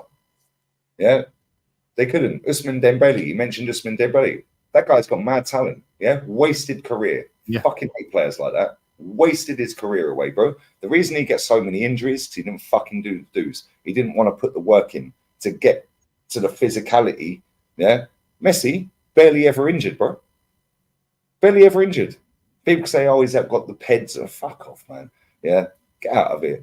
Yeah, Ronaldo. Yeah, he's had a few injuries, but he's barely ever injured. Why? Because he keeps himself in shape. You don't see Ronaldo falling out drunk. You don't see Messi falling out drunk out of a bar. Yeah, why? Mentality. I want to be the greatest of all time. Jordan, greatest of all time. Yeah, you see it in other American sports that you follow. I want to be the fucking greatest, bro. There's not many people on the planet with that mentality. Yeah, and if you ain't got the level of talent, but you have that mentality, you can still be the greatest. And that is what Ronaldo done. He ain't got Messi's talent, but people say he's the GOAT because of what he's achieved in the game, the mad amount of goals he's scored and all of that. So I get it. But when it comes down to, levels, yeah, elite level talent, plus the goals, plus the trophies, for me, it's Messi. But I get why people say Ronaldo. When I look at fucking Hazard, bro, Hazard's sitting there with a third of the trophies of Leo Messi. Yeah? Come on, man. That guy is fucking mad talent. It pisses me off because it's like, how many people would love to have that talent, bro? They get that talent and then they fuck it up. Yeah, it pisses me off because the money changes them. But it is what it is, man. Oh, big up. I'm going to get these super chats and then we'll get your final thoughts and then we'll redirect to Flawless. My guy, Flawless as well. Make sure you sub to Matty. There's still 900 people in there. Get these likes up to 750. We need 120 more, guys. Matty's link is in the title. So make sure you sub to Matty. How far off 3K? You hit the 3K? No, 2. I'm almost there. Let me see where I'm at, man. Come on, man. Listen, if you ain't got Matty to 3K, we're staying live, whether Matty's here or not. Matty. Yeah, big up Daryl, man. Arsenal is moving like the Statue of Liberty. Give us your tired, your poor, your huddled masses. Just say no to Rashford. Bosh. Big up Daryl, man. I'm 70 away from 2K. 70. I thought you were near 3K. No, near 2. Nah, come on, man. You lot are taking the piss. Get Matty to 2K right now. It's in the title. Sub to him right now. Come on, guys. Get it done, man. Matty's a real one. Yeah, Matty's coached. He's played. He's supported this club for time. What, fucking way back. And Matty's football knowledge is elite. Yeah, so don't think Americans don't know football because this guy is fucking elite. Yeah, he teaches me shit. Yeah. Oh, you do? Real talk. You teach me Kenny and Jess shit every day. Big up Joe A as well. I won't be shocked if we sign Rashford because every signing we've made, including Rice, has been easy because there's no competition. We are a simp man club. Yes. That's very, very true. Alexis Sanchez, no competition. Mesut Ozil, no competition. Release clause. Release clause. Swap deal. We can't go into the room and convince a player. You know, that's what I miss about David Dean, man. David Dean could go into the room. If he got in the room, the player was coming. If Fergie got in the room, the player was coming. Wenger got in the room, most times the player was coming. Arteta, now, do you have authorization to be here? That's what happened with you know how you had to bounce it, sir. Lee, Who let this guy in? move out of the way. You know, Who the fuck is that guy? yeah. Yo, make sure you're subbing to Matty. Come on, there's 800 people in it. He needs 70 subs. Get it done, guys. Come on. Big up to I'm not even reading that name, you dickhead. I want to know your full opinion on 29, to be honest. Maybe if we played him up front all season instead of this experimental bullshit, maybe we'd be clear and would have been wrapped up the title already if we win the next game. Not that I particularly rate him. However, since the calendar year started, he's the least of our problems. The least of our problems. He's the player that I'm sitting there going, yo, do you know what? Fair play. He's he's one of them. It's like, yo, he's doing his thing. Darren Sullivan. Shout out to Darren Sullivan, man. He said on my channel. He said put him up top, and I said, you know what? He can't do any damage up there. He can't cause any chaos in the middle of the pitch. Put him up there, and it's worked out, man. So kudos. Johnny Nichols has been telling us since we signed him. It's a Rolls Royce of a player. He's like your Bergkamp, your Van Persie. And on that bombshell, we're going to end on the Johnny Minerals clip real quick. Although every time I do this on the other channel, I get done for demonetization, but I don't care. So we're going to show the Minerals FC clip real quick because every time he scores, Minerals has a fucking seizure. So yeah, we're going to go Johnny Minerals chat real quick. What's this one? Listen, trust the protest because it's the only thing we can do to save our club. And we can force these clubs are united. What's everyone going to say there? He wants two. Even Peter Schmeichel. Look at this guy. But if he takes that cap off, he's the spitting image of Pep. I swear down. I didn't believe it till I saw it the other night. He looked just like him. Here we go. That at Chelsea. This is the thing. You see, his missus loves London. Arteta Lego merchant wants Kai Havertz, so we got Kai Havertz going to Arsenal, and now they've got their Bergkamp replacement. And I'm saying that. I say it with fucking chest, bro. You see, this guy will fall out at Arsenal. You think he's going to be a flop. Even Lee Gunner, bruv, he's coming out going, oh, this is a disgrace. It's a fucking disgrace. What Kai Havertz has won more fucking Champions League, Club World Cup, Super Cup than the entire history of Arsenal Football Club. You've got an actual fucking born winner going to your football club. You should drink their minerals in, embrace it, and watch your Bergkamp fucking-esque baller, yeah, which he is a baller. He will ball out Arsenal. And Arteta, funny enough, the Lego head merchant, will actually play him in the right position, and he will land the minerals. And it fucking winds me up that we have allowed this player, elite, go to Arsenal. Why is that lagging? Yeah, Is it or lagging any for you? club. It's just this clip.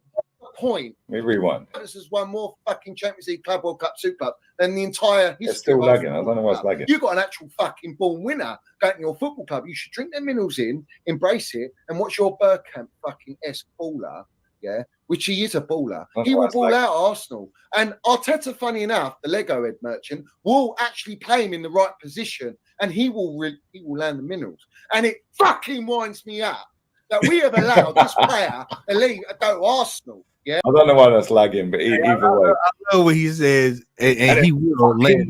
He said, and he will land the minerals. Yeah, so drink them minerals in, and that Lego head merchant will play him in his right position. And even that Lee Gunner, he ain't having him. Yeah, but he will land the minerals. And it fucking winds me up. This is not proper Chelsea. This is not Chelsea. All right, big up to everyone who's locked in, man. We're going to redirect to Sarcasm City TV, Flawless. Matty, 2 hours 42, 2 hours 43. We were going to do an hour. I appreciate you giving up the No time problem. on the last minute thing.